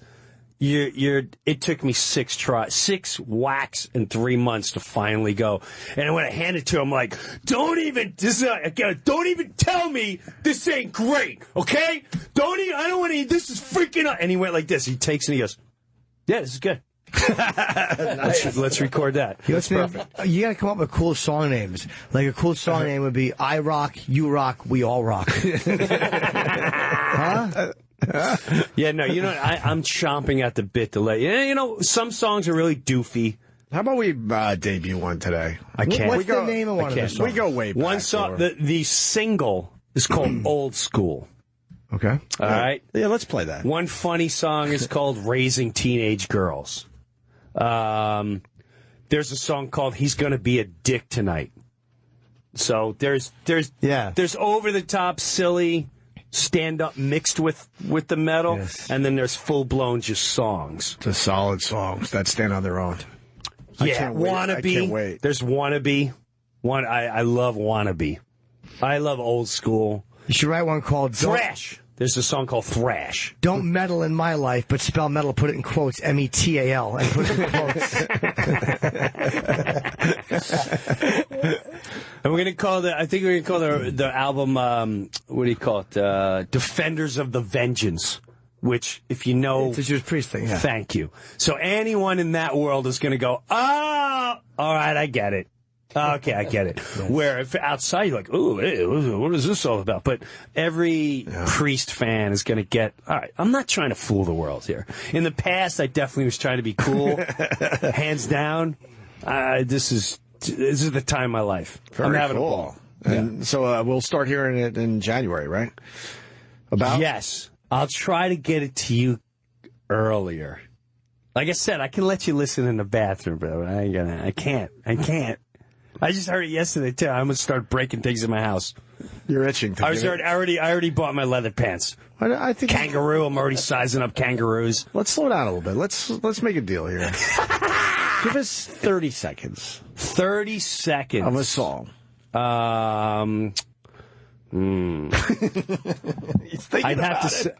He's thinking about it. I'd have to set it up. To where it's 30 seconds. A good solid 30 seconds. Yeah, I'm trying to think. Do I let you listen to the chorus? The chorus is a good hook. And that's another thing. I wrote every song knowing what I grew up with. I wrote it for a live show. I want people our age to be able to bring their kids and have the time of their lives. Right. And there's hooks, there's chants, it's going to be a party. It's going to be a party. I can't wait. All right. I debuted, when I did a song, and I debuted it here, yeah. Which one? You've debuted many songs. When I had Dave Grohl, he actually played drums. I did a cover of the Wreck of the Edmund Fitzgerald, and Dave Grohl played drums on it. It was really good. No guitar, no bass. It was just drums and piano. Wow. I don't remember that. Yeah. I must have been sick that day. Was a big one. I really want to hear that. Yeah. Sounds amazing. Cool. Awesome. Brewer, you're not following this Trump thing, are you? I know you're not a big news guy. Listen. But I know zero. And I mean zero. Yeah, I know. I tapped out of news and politics 2 years ago. It's the best time I ever had in my life. And I tell you what, as a bystander sitting in the wings watching the circus, I'm laughing my ass off. Yeah. I laugh my ass off watching people, what they believe and what they think and what they're talking about. It's brilliant. You don't realize the power of media and how much mind control it has until you completely tap out and go on the sidelines for a couple months. and then you realize, like, how crazy people look and what they believe and what they're saying, and they think they have their own thought process, and they don't. They're just saying everything they read and they're just everything repeating shit they see on TV. But they think it's their own interpretation, and quite frankly, it's brilliant and hilarious. And I still stand by this quote, and I've said it a million times. Politics is no different than professional wrestling. It's the same thing as professional wrestling, except for lives are at stake. That's the only difference. It's the only difference is lives are at stake. It's professional wrestling. It's brilliant. It's freaking brilliant. I'm paying way more attention this time around than I ever have.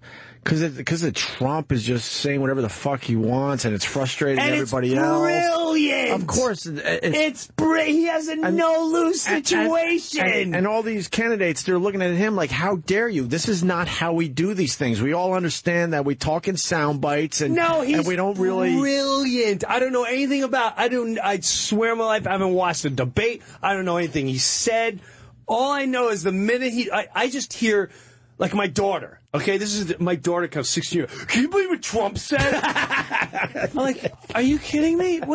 Tell me what the high schoolers are saying. Yeah. And then I had there's friends of mine that'll come in and they have to bring up politics. I'm like, I don't talk. Go ahead, tell me what's going on. I don't know what's going on. You know. Then you have the guys. But I will say this about Trump. I don't know any. Again, I know zero, but I could tell. Do you remember when Obama first ran? Sure. And everyone said this. I would never vote for that. Oh, I'm voting for him. No one said they were voting for him because it was the wrong thing to do, or they thought they didn't want to be categorized as like I would never vote for. But when they got in the booth, they pulled that trigger. That's what's going to happen with Trump. I could see it a mile away because when I hear some of the people in my neighborhood talk, they like whatever Trump is saying.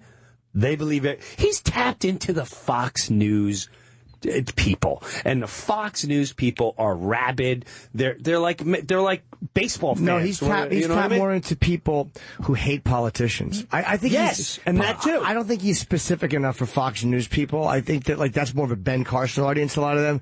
I think Trump has tapped into people who just hate politicians, the way Bernie Sanders has for the other side. Yes. People who just don't, even though he's a politician, he just feels. And different. I never realized how many people hated politicians until this Trump thing hit. Everyone I thought it hates politicians. I swear to you, I thought it was more of a minority of people actually hating the politician. Aren't you tired of just the same shit? Everyone, and people kept saying, the guy that comes and speaks the truth is going to win. The guy, Jesse Ventura run, when he won it, as I know you guys battle, but the reason he was great because he said what he wanted to say. Absolutely. And people like, this is refreshing. I don't mind if you make mistakes. He said, I'm not perfect, but this is the way it's going to be. And people stood behind him, and they went for it. So you know a little bit about the Trump, even though you're not paying attention. I know zero. I don't know what he said. I swear on my life, I have no clue what he said. I just know from all the clowns that are really into the politics. And at the end of the day, he's freaking brilliant. Let's not kid ourselves. Who runs the country? Businessmen. Don't kid yourselves. It's huge businessmen. He's a huge businessman. He loses, his business continues to grow. He wins, he's in a no-lose situation. Quite honestly, I'll make my prediction right now. You're not beating a mile away. It's Clinton. Right. I don't even know if she's running, but it's going to be Hillary. But it's written in the books. Biden's getting in the race any second Bush, now. Clinton, Bush, Clinton, Bush, Clinton, Bush, Clinton, Bush, Clinton. What Jimmy has said. It's brilliant. We get the same two choices. Professional wrestling. Are you for this side? Are you for this side? This side believes we should kill the gays. Kill the gays, kill the gays, kill the gays. This side believes we should shut down the walls of America. Down with the Mexicans. I say we let everyone in. Make sure you get your T-shirts and contribution. With $100, you get a brand new shirt and you get to shake hands with someone that knows Billy Curtin. See you in 2016. It's freaking brilliant. It's fun to Brilliant. watch. I'm loving all of this. Yeah, you're free. I'm loving it. You're free. Of course, our choices are made for us. Well, at least we live in a country where you're allowed to say whatever you say. But if you say the wrong thing, trust me, we're going to hang you in the public. Aren't you glad you live in this other country where you can't say what you want? It's freaking brilliant. I'm just sitting here watching the world go round and round. I really like to watch them roll. Yeah, maniacs. You're all part of the big goof. It's Hillary's to lose, but Biden's definitely getting in this race any second now. So finally, I think he's just waiting for a slow news day, and he's going to pop that. See, I don't even know what you're talking about. Yeah. How do you avoid it with every? I mean, it's just you just don't get involved. Why? What am I going to do? Think of this. It's such a now that I'm completely tapped out. Here, I'll give you the main events every couple of years. Either a Bush or a Clinton is going to run and win. Yeah. And oh my God, these guys are going to get weapons and take us over. And oh my God, we're on the brink of being at war. That's every single day, every 4 years. Oh, it's the Cuban. Oh, it's the Russians. Oh, it's Iran. Oh, it's Iraq. It's Syria. Oh, they're going to come after us. The war and the weapons of it's It's the same horse shit over and over, and we eat it up like we eating breakfast every morning, and you fall for it over and over and over. And when you break it down, you see at the end of the day, it's all about who's making a lot of money, and someone is making a lot of money, and you're just the ant. You're just the ant. I think when I'm done doing radio, I'll definitely watch the news way less. I feel like I have to kind of try to know some of this shit. I've had the best years of my life not watching news anymore. I really have. And you know what? So what are you watching TV? You got the Mets. I don't watch TV. I really don't. Tell me what I should watch on TV. So what do you do with your day? A lot of us waste our time in front of a TV or a phone. Well, if I'm touring, I'm doing press in the morning. I go. I usually walk around. I write. I try to write. So you're getting a lot done. That's what it comes down to. Yeah, and even when I'm home, like TV, I'm getting the kids, and when the kids are done, I listen to sports radio, and then it's just real life stuff. It makes me think about what should I be doing for my mom, what should I be doing for the kids, what should I do for myself, how do I do it, what should I be doing for that, how do I enhance that? It's like I ain't got time for this. They too. Oh, we're gonna go to war. Really? When's the last time we've been invaded? Where there's people in your neighborhood with M16s and we're being taken over. Stop with that nonsense. Stop. You call me when they're down the street. And when they're down the street, I got news for you. If they already infiltrated us that far, we're fucked. You're fucked. We're fucked. If your greatest military in the world and greatest intelligence in the world can't stop an infiltration to the point where now they're past the cops, you're fucked. So what are you going to build up barricades and vote for the right guy? Come on. Mm-hmm. Stop. You're nuts. You're all nuts. You're all nuts. It's madness. At the end of the day, it's just madness. Bravo. It's professional wrestling. Buy your T-shirt. Get involved. Jackass. It is fun, though. It is fun. I'm enjoying the hell out of the whole Trump thing. Just taking his shots and getting everyone so frustrated. Hey, you know what? I love him. I don't even know him, but I love that he has the balls to just go. I love it. Yeah. Well, Jim, it's like you were saying during the break. It's the non-whites that are causing the problem.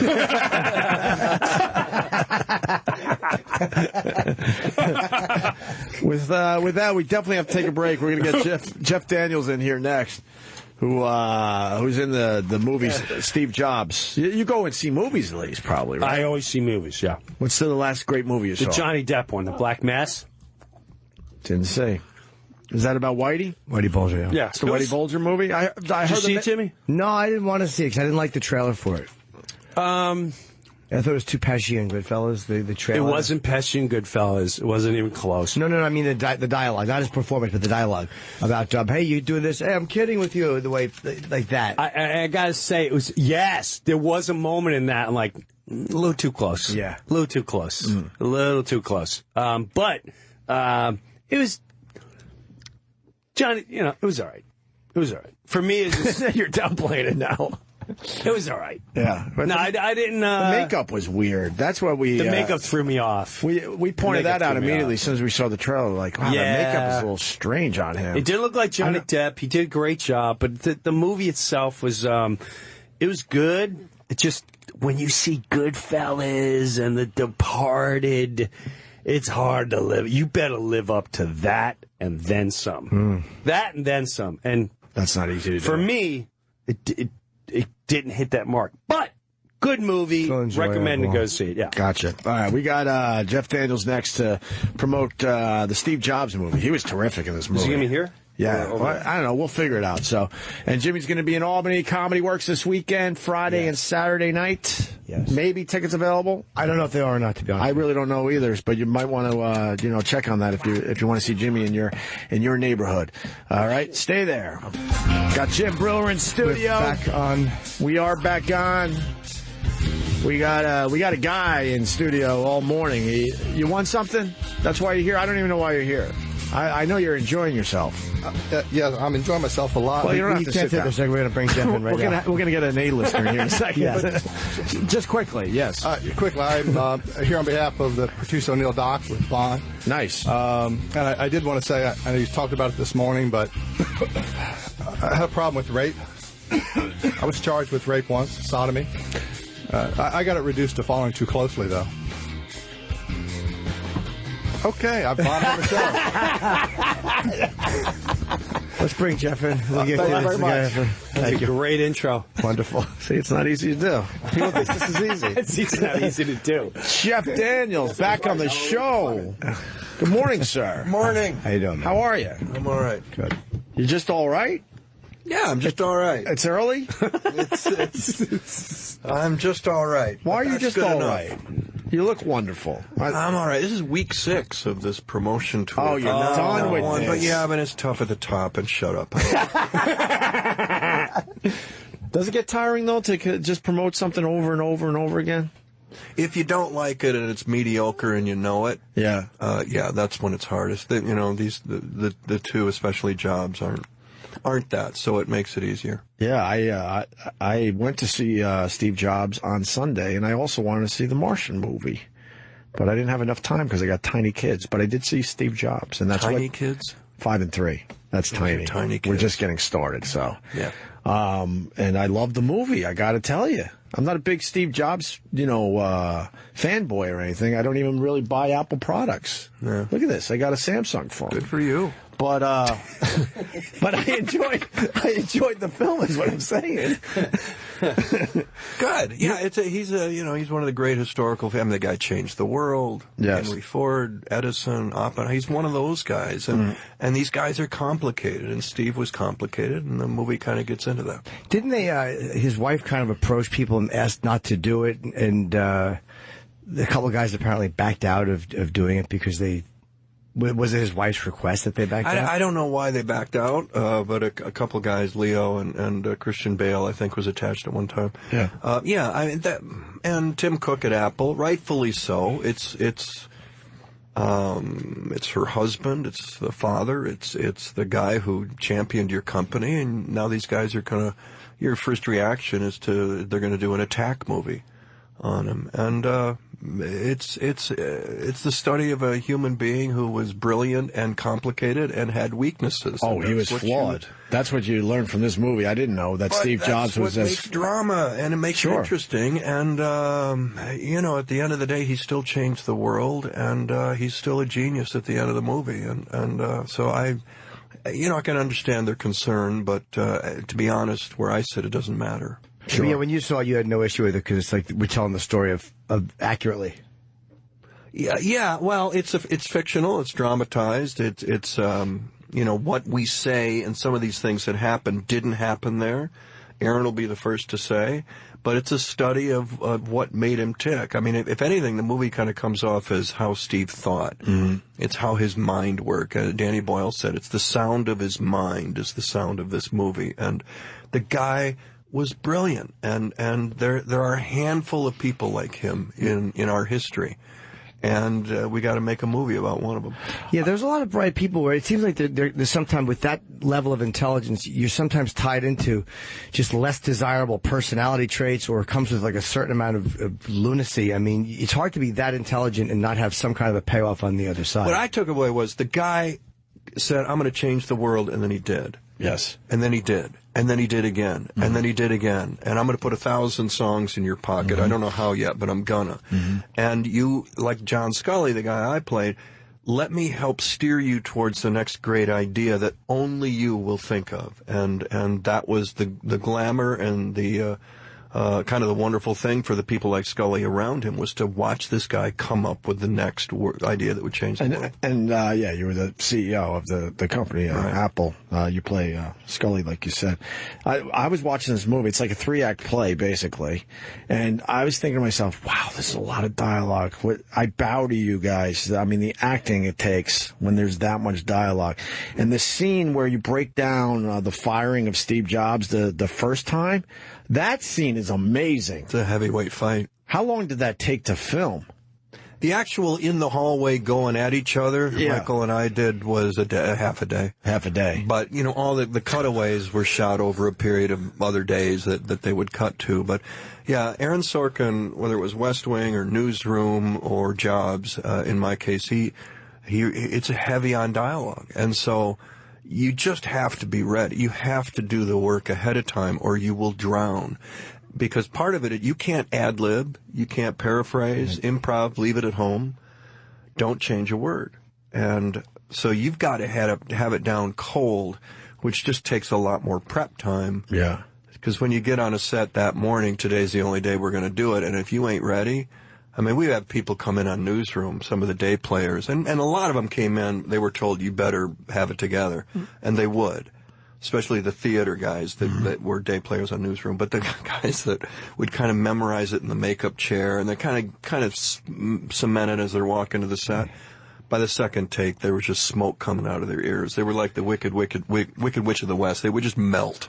Because once we kick into Sorkin speed, then it's the Indy 500 with, you know, the green flag. And is he one of those guys that doesn't like to fuck around? He likes to get it done. Well, you bet. Well, I was like, you know, show up ready, because we don't have a lot of time for you not knowing the lines, because this is Newsroom. So, you better come in ready. And most people would, but the ones that didn't, it was a joy to see them. Because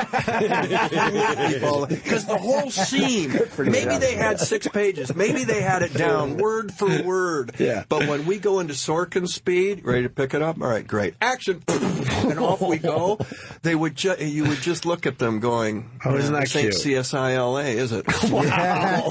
Is it hard to work under those conditions? Or did you have to adjust to that? Did you have to adjust to it at all? Like, all right, this is the way this guy works, or were you always comfortable? There probably was an adjustment period at first, no, Jeff? No, well, it was, it's like anything. You lead from the top down, and playing Will McAvoy, number 1 on the call sheet, as they say, you set the tone. Okay. So I had to come in there at 6 in the morning, and we would run the lines, and a lot of people would have their script and sides, and I wouldn't, ever.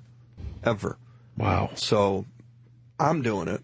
And I got more lines than you do, so you might want to catch up. Yeah. And the whole cast did that. That was the tone, and that's the only way to do Aaron, because if you don't, you're going to be very unhappy with what you did. Yeah, that scene, though, where you fire him, I mean, how it builds is just amazing, and how it all went down, you know, cutting away to the bar scene and back to the hallway. And I was just feeling that.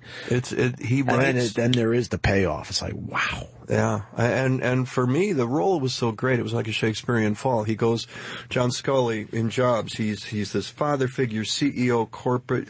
You just think of the next idea. I'll handle international. I'll handle corporate. I'll handle business. And it was great for a while. Trust, respect for each other. He really believed in Steve. And then Scully made a decision to stay with the Apple II instead of pursue the Mac, which in hindsight, wrong.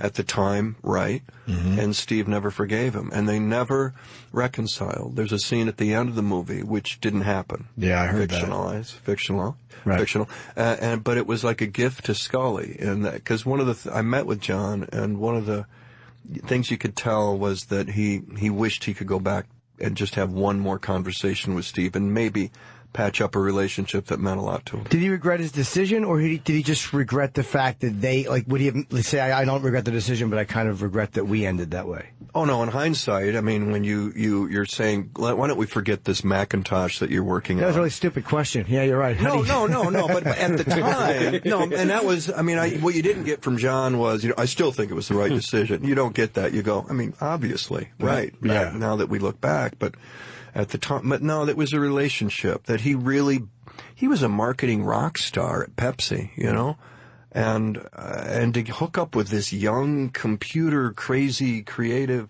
And is it true? Sorry to interrupt. Steve Jobs actually hired Scully, just like the movie said. Chased him, yeah. And then that's what makes this so fascinating. Then in the end, Scully fires Steve Jobs. Yeah, I mean, part of the movie is, Steve kind of did it to himself. Don't go to the board. Don't do it. I'm telling you, you don't have the votes. And he goes to the board and, see, you didn't have the votes. Yeah. And now Steve's out, and later Scully was out, and they never, like I said, they never reconciled, and that was a relationship in John's life that really mattered. Yeah. What was the difference between the Macintosh 2 or the Macintosh and the Apple II? What was the difference? They were both real basic. I don't know enough about computers. They were both boxy. I think at the time the Apple II could do things that you needed a computer to do at that time, where the Mac kind of, as Scully said, it doesn't do anything. It just kind of, and it's too expensive, and it wasn't what it ended up being at that time. And my guess is it was more artistic, more, of a plaything versus the Apple II, which was probably closer to a PC. I'm just guessing, though. I feel like since Steve Jobs died, there's less, I feel like the company makes more lateral moves now than they do forward moves. Like, it seemed like with him, they were always ahead of everybody. And now it just seems like a couple of things they're doing are just kind of keeping up with somebody else. But I definitely see a switch since he died. I don't think the company... You think everyone just caught up? I think that's part of it. Other companies just caught up? But something tells me that he would have found a way to at least give the appearance that they were stepping ahead of other people, and now I don't feel that with them. Yeah. At the time, too, there was Apple, which was cool and sleek and glamorous and sexy, which was part of the design. And there was the clunkiness of IBM and PCs. Now you've got, Samsung, you've got all these other things going on that are as cool as sexy. Absolutely. Was he happy with how you played him, do you know? I understand he is. I met with him and I told him I think you're going to like what we do with you. He certainly has a very strong position in the movie and sticks to it and wins until he doesn't. And it comes off as a bit of an unfair fight, which Scully ends up with his reputation ruined. And at the end of the movie goes from a CEO in charge of everything to a guy who looks like he just got done walking his dog. And that's a big fall. Absolutely. Whatever happened to Scully? What happened to his career after what did he do all after this? He got real quiet. John and his wife said it took a lot of years to kind of resurface. So he didn't really work for a while? There was a time where he didn't do much, but he is now. I don't know exactly what, but he's got startup companies, and I'm working with this company, and you'll see in a year it's going to be this and that. So he's back in the game. Yeah. But it took a while. Yeah. Had you ever worked with Michael Fassbender before? Nope. What was he like? Great guy. Yeah, terrific. He's awesome. And showed up ready, and having done Newsroom with all that dialogue, you kind of wait to see when they just go on overload and they don't quite know it. Because that's the trick. Can you still work as hard in a Newsroom on season 3 as you did in season 1? And Michael did. The last week of shooting, he was as prepared as the first week, and that's all you can ask. Are there guys that don't work well like that? Like, you always hear there's actors that have their own way of doing things. Are there guys that just like to show up a certain way and not kind of know it all? Or Yeah, it's a way of not everybody, but it's a way of especially those who aren't of the theater, where you have to know your lines and all that on Broadway.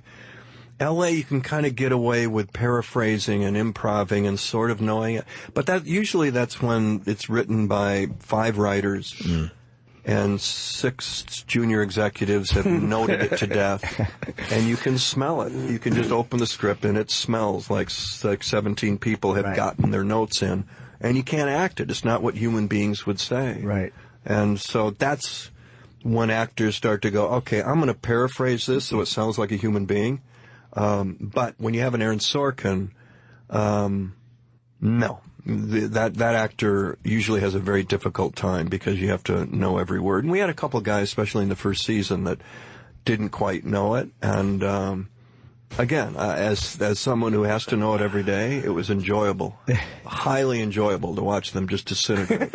Is he very territorial about what he writes? Like he doesn't want you changing any of it? Is he like a guy who writes it and says, no, this is exactly how I want it done? He never has to say that. You're told going in, by the way, don't change a word. Or he'll talk to you. I mean, you having a question about a line? Yeah, I saw him do this once, where an actress on his show came, Aaron, yeah, this one line, big problem, and went through it. He goes, yeah, what about this? What about that? What about? Oh, she goes, what about she goes, I know. Why don't we say it this way? She goes, great idea, and it's the original way. There's great performances in jobs besides yourself. Kate Winslet is amazing, and almost unrecognizable at first because I didn't know she was even in the movie. I'm like, wait, that's Kate Winslet, duh. And then Seth Rogen as well. Seth rises up, comes off the comedy mat, like Jim Carrey, jumping into a drama, or Jonah Hill. I mean, Seth really, it's a big leap when your instinct is to go for the joke, and Seth did just great. Michael Stuhlbarg's another one. Absolutely, he's great in everything. Yeah. I really enjoyed the movie. Did you get to meet Steve Jobs' daughter through this process? No, or? Lisa, who's a big part of the movie and kind of the emotional center of the movie, the father-daughter thing. Aaron had met her and spoke with her quite a bit, but I didn't. Okay. I looked her up after the movie to see what she's up to. She's pretty much a writer, huh? But yeah, I hear an essayist in New York, and I just had no idea Steve Jobs had such a bad relationship with his daughter. It was well, the movie gets into that. He had some issues with his own father and his own upbringing, and I think we touch on the fact that maybe he said, you know what, if I wasn't needed, if I wasn't loved, then I'm not going to love and need anyone else either. The only thing I need is the next idea. The only thing I love is the computer loves me. It says hello to, I mean, there's all this kind of shrink stuff that you can get into if you want. But there were some father issues with Steve before he even thought about having a daughter. But there was a great scene about adoption in the movie as well. It's like, Steve, you were chosen. Right. You weren't given away. You were actually chosen. Someone did, choose you. Trying to get him to look at it that way was difficult. There's some real powerful scenes in this movie. It really is. And then I really enjoyed the Bob Dylan kind of peppered through the whole thing. It was nice. You're a music guy. Yeah. You probably appreciated the Dylan. Oh, yeah. Friday, I go out on tour with my son's band, the Ben Daniels Band. Oh. Yeah. They're in their 20s. During how much off time do you have? Don't you, in your hometown, did you have a theater group or you started? Yeah, it's this theater group. Would you say, right, even though you're on the big stage of life, whatever, is that not some of the greatest passion and love that you have when you come home and you got your own little theater group and watching that whole thing go out there? Is that not the best time ever? It's all equal to me. Okay. Being in a scene with Michael Fassbender is the same as walking on stage with my son's band, maybe more so with my son's band, or seeing that company of actors come together in the middle of Michigan and it's all the same. None of it is bigger or better than the other. Okay. And that's helped keep me sane, but also, I mean, you don't have to worry about the business, the ratings, it's good balance, the editor, whether they like the movie or not. It's just you get to do it. And as someone who's living a creative life, it's a great place to go to. What's your teams? Michigan. What's your teams? You have teams? Football, my kids went to Michigan State. So they're still laughing. That was unbelievable. Yeah. They're still laughing. Oh, my God. There is no love lost in that state. No. Between those two schools. That's a hardcore rivalry. Oh, my, you can't write that ending. You can't write that last one play. of the strangest plays ever. I mean, 7 things had to go right for him to cross the goal line with that ball. Yes. Yeah, not only grabbing the ball, he still has to get in. That's it. There's no time on the clock. Here it is again. Which team are you a fan of? We watched this neither, really. Okay. I went to Central Michigan University, which is, yeah. Neither of those. But Detroit Lions, and Tough this year. Oh, God. It's always Good Lord. tough. Always tough. Always tough. No tough. baseball? Tigers and... I'm sorry we took Cespedes. But isn't he great? Isn't he? And when they hit the fly ball to Cespedes and he catches it and you're on second base, he waits. Yes, he does. He just sits there and he says, go ahead. Go ahead. See? Hockey. Jeff knows. I watched him this year. He pretends he's not paying attention, and then he tries to gun you down when you're not. I've seen him as a base runner too do that, where he's off second base, the guy would catch it, and they think they're gonna double him up, and he just and then he gets in there. It's like he's just toying with everyone. He's fun to watch play ball. Jim Breuer is a huge Mets crazy fan. Mets fan. Huge. Good for you. Right now, it's good for me. Yeah, but last year he was a Yankee fan. I mean, No, never. No, I'm a Yankee slayer. He's always been a Mets fan. And you don't switch. When the Mets are out, you don't go Yankees, right? You're not one of those guys. No, I don't want to lose the fan base, but no. No, they already know. I'm not in love. I know. But I remember hearing years ago about in your hometown. I just love that stuff. And you have your own theater company, and you got that. It's just such a great thing to come home to. And I just never bought the Hollywood thing. Never I know. bought it. Never. And you can't count on it. No, you can't. I mean, you kind of can. But to go decades, yes. Ups and downs, ups and downs, ups and downs. You need and the Midwest, but where I grew up is consistent. Family is consistent. Was there ever a time when it was the ups and downs where you're thinking, oh my God, I might have to try to figure out something else in my life? Really? Yeah. When? Jeff Daniels? And what was that 10 thing? years ago, 8 years ago? What was that thing you were thinking, man, maybe I could open up a hot dog stand? Or I was very close to going into music. Because I've been playing out with the guitar since 2002, I think. And I was grooming myself to get ready to, just pick up the guitar and spend 10 years doing that. It's over. Because you wanted to, or were you actually looking for something that wasn't happening, or you like, I kind of like the music more? It wasn't happening, and to the degree that I wanted it to, and that's the other thing. Am I still interested at this age? I don't want to play the jerk father, role number 6 for the 28-year-old star who's making $10 million and can't hit his mark. I don't want to be that actor, I don't have the patience. Oh, you don't know your lines again today. Good, yeah. Put your phone down. We're doing a scene. You don't get that. It would have been bad. Do you get that in the acting world? Heck where they yeah. have their phone? Heck yeah. Really? Oh, Yeah. Oh, yeah. Absolutely. And then they don't know their lines. Well, try not to say something. Right. Try to keep your mouth shut. Yeah. And then you're dealing with this, like true professional... A legend at this point. Legend icon. A legend. Small comes from theater. Have you ever played a role at home, right? At the theater group, wherever, that it was your favorite... never known part, on a very small scale. I have one little role, still in college, way back to college. I wish people saw that role and they saw what. Is there one where there's just a little man, when I did this little thing in Michigan, that was one of my favorite all-time roles. Or no? I think I got into acting because I had a high school musical teacher who saw some potential in this kid who could do skits in music class and crack the kids up. So she did musicals. She picked Oliver, and she had me do Fagin and Oliver. And I worked on that for 6 months before we had the rehearsal, had the record. I had Ron Moody down. I had it down. And I still think, even at 17, that was as thorough or as owning a role as I've ever owned, even like compared to McAvoy, just because I worked so hard. I didn't know anything. I was 17. Right. And then the following summer, I did Tevye in Fiddler on the Roof, which, you know, Right. 18, Right. Midwest, blonde, not a clue as to what Jewish was. They brought she were in the middle of the Midwest. She goes, I think we know someone Jewish. Do you? Yeah. She goes, we're going to bring Frank in, and we want you to talk to him and just meet him and just research.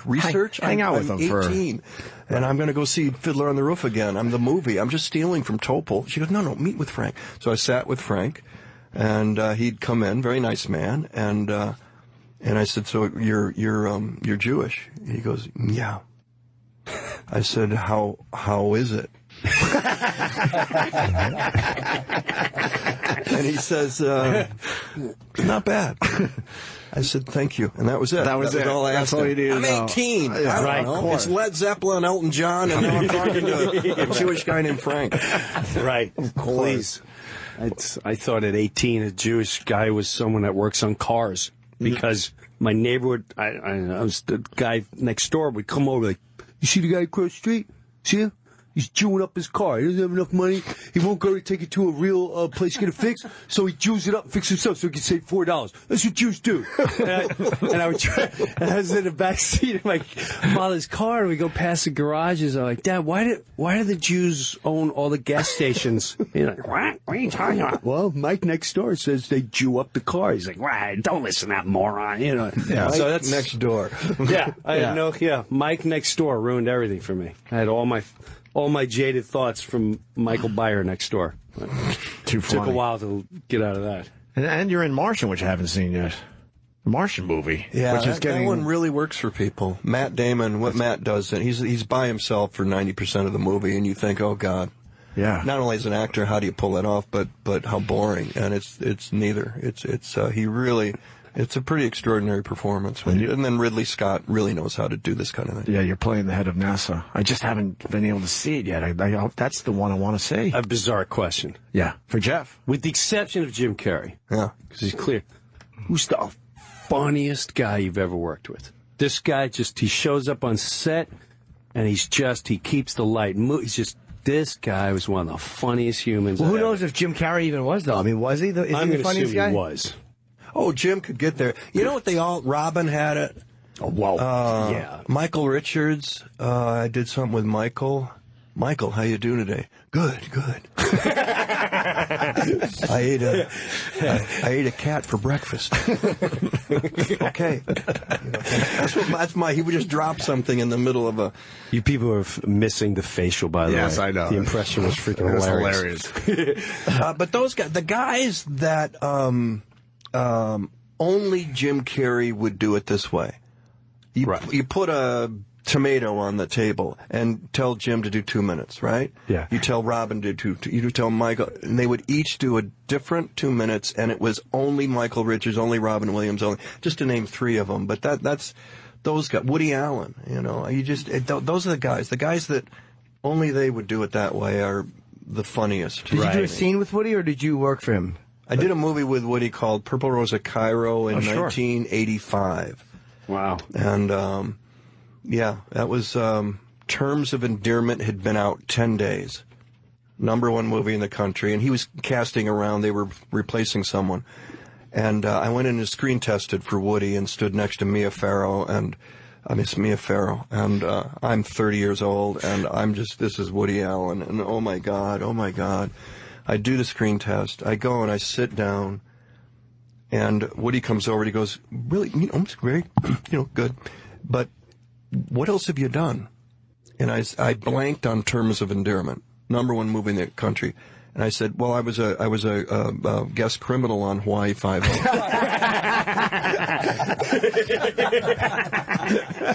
Woody looks at me and, well, okay. I said, thank you, Woody, because I know I'm never going to see you again. Thank you. Yeah, it's good. Oh my God. I ended up getting it, but yeah. I forgot you were in that. I forgot you were in Terms of Endearment. Hawaii 5-0? Oh. That I actually remember. You played her husband, who is kind of disinterested or just not a pleasant guy. From what I remember, it's been in Purple Rose. No, in Terms of Endearment. Oh yeah, Flap Horton. Yeah.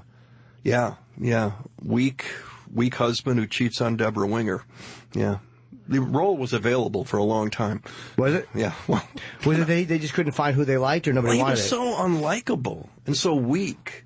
You couldn't get any young actor star in Hollywood to go that unlikable and that weak. It always had to be strong and like, oh my God, yeah. Have you ever looked at stuff that you didn't want to take for that reason? I would never occur to me to not take something because of the type of character it is, but I guess once you have your choices, you can make those decisions. No, and you moved to Michigan in 1986, and after 3 or 4 movies, in order to sustain a career over decades and live in the Midwest, you got to take everything, and you got to go from A to Z. That's why I took Dumb and Dumber. One reason was to go from Dumb and Dumber to a Gettysburg or a Newsroom or something like that. Though there are jobs in between there, if you can pull it off. And so that was the whole method to the madness for me. Yeah, Matt Dumber. Huh? Dumb and Dumber. As funny as... Oh, I had hilarious. The night before I went out there, I had 3 agents on the phone. I'm going to fly out there to start wardrobe for Dumb and Dumber and shoot a week later. And the 2 agents get on the phone from L.A. going, you're not getting on the plane. We're going to stop this. You're not going to do this movie. And I said, yeah, but I want to work with Jim Carrey, Ace Ventura. The Mask, I hear, is great. It's not out yet. Right. Bad career move. We're going to put a stop to it. And I said, well, okay, I'm going to do it.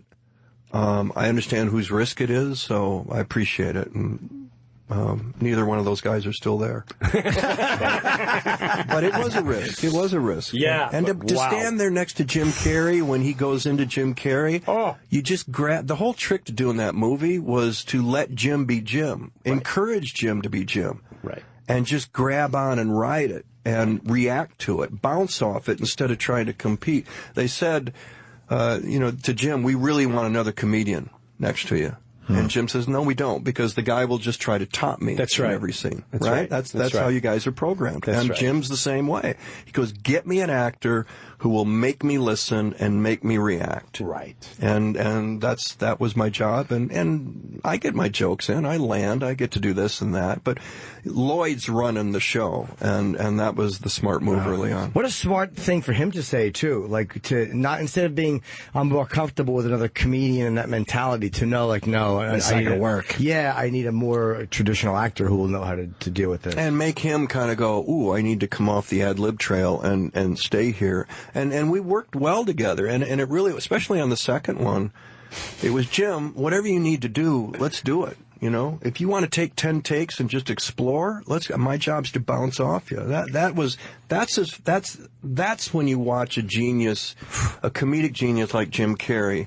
The same thing with Nicholson in terms of endearment. I saw Daly's 10 takes of a scene between Jack and Shirley, and you could see Jack bad. He doesn't have it right. He's missing lines. He's not. And then he clicks in. And then at 6, 7, 8, 9, and 10, Jim Brooks turns to me and says, which one do I use? And the same thing with Jim Carrey. To see Jim risk, and then it's, missed it, throw it away, and try another. And 5 takes later, he finds that joke, that line, that you see him work it. He just works it on film. We have to wrap up this. Quick question. How does guys like that work with a guy like Aaron Sorkin? How does a guy like Jim Carrey or something like that work with a guy who's kind of wants it exact? That doesn't go well, just because, and Jim has asked, God, do you think I could do Newsroom? And I'm going, every word is important. Really? I said, yeah, it really is. Might be a problem. Yeah, might be. Oh, Jeff, I love this. Jeff Daniels, they're saying when you got to go. Steve Jobs, I enjoyed the movie, and I really enjoyed your performance. Oh, thank you very much. Really a great performance of this movie. And what else? The Martian, you got to. Yeah, of course, The Martian, and I want to end the show with Shelter from the Storm from Bob Dylan. It ends the movie. It plays over the credits. I sat through, sorry, you probably don't want to hear this, but I sat through the credits because I really enjoyed that Bob Dylan song. But wait, the tour. If nothing else, I apologize. Whatever I'm one might think of the movie, if the song at the end with the end credits is worth the price of admission. It was wonderful. I sat through the whole thing. You gotta wait for the ending. What a song at the end, though, man. Yeah. When are you touring? I go out Friday with my sons, the Ben Daniels Band. Southwest, West Coast, Northwest. Yeah. Awesome. RVs, family adventure. Can't wait. Good times. Yep. Yeah, you got it. All the best to you. They're saying you really got to go. All right, Jeff Daniels, Thanks, thank you guys. so much. Appreciate it. Come back and see us, please. I think we're good too. I think we're done. Yes. Jimmy's going to be in Albany at the Comedy Works Friday and Saturday night. Tickets I'm in available. Wow, we don't get a Jeff Daniels picture because he's got to go to the next thing. We could go. It's fine. That makes me sad. I have one already from K-Rock, but I don't know if I have one. I'll figure it out. You can grab. He's running. He's around. All right, He'll be around the building. Brewer, thank you so much. You got it, man. Friend. I'm in Iowa this weekend. I don't know. Where? It doesn't matter. Go with it. They'll find it. It kind of matters. They'll find it. Riverside Casino and Golf Resort in Riverside, Iowa this Friday. And then Saturday, Grand Falls Casino Resort in Larchwood, Iowa, right? Something like that. All right, officialjimbreuer.com for all his tour dates. One of our oldest friends, Brewer, fucking rules. And by the way, he played a little bit of his music during the break. Holy shit, I'm saying it right now. You're onto something. It's right in our wheelhouse. It's right in our wheelhouse. The lyrics are really good. You feel like you're hearing sort of a Motley Crue / AC/DC / Judas Priest thing. I'm not trying to hide anything. I'm shooting from my generation. You're showing respect to the bands you grew up with. That's right. I really enjoyed it a lot. I saw your natural reaction. And it's very catchy. It's very catchy. The hooks are catchy. The music's catchy. Stick in your head. I think you're going to do very well. What's wrong, Roland? Pecos. All good. All went great. He loved the headphones. Huh? He loved the headphones. Oh, He was really fun. Yeah. When he came in, I thought he was in a bad mood, but then he turned out to be in a really quite a nice. He was hilarious. He just got too. in from London. Yeah, he's lovely. He was a little tired. He was great. He was Sometimes absolutely great I on the sit show. from the coast. Yeah. All right. Hey, guys, thanks for listening. Thanks to Brewer. Thanks to Jeff Daniels. And we're going to leave you with Bob Dylan, Shelter from the Storm. I love this fucking song. And I only discovered it, I have to say, only a couple years ago. So we'll play this, and we'll see you guys tomorrow.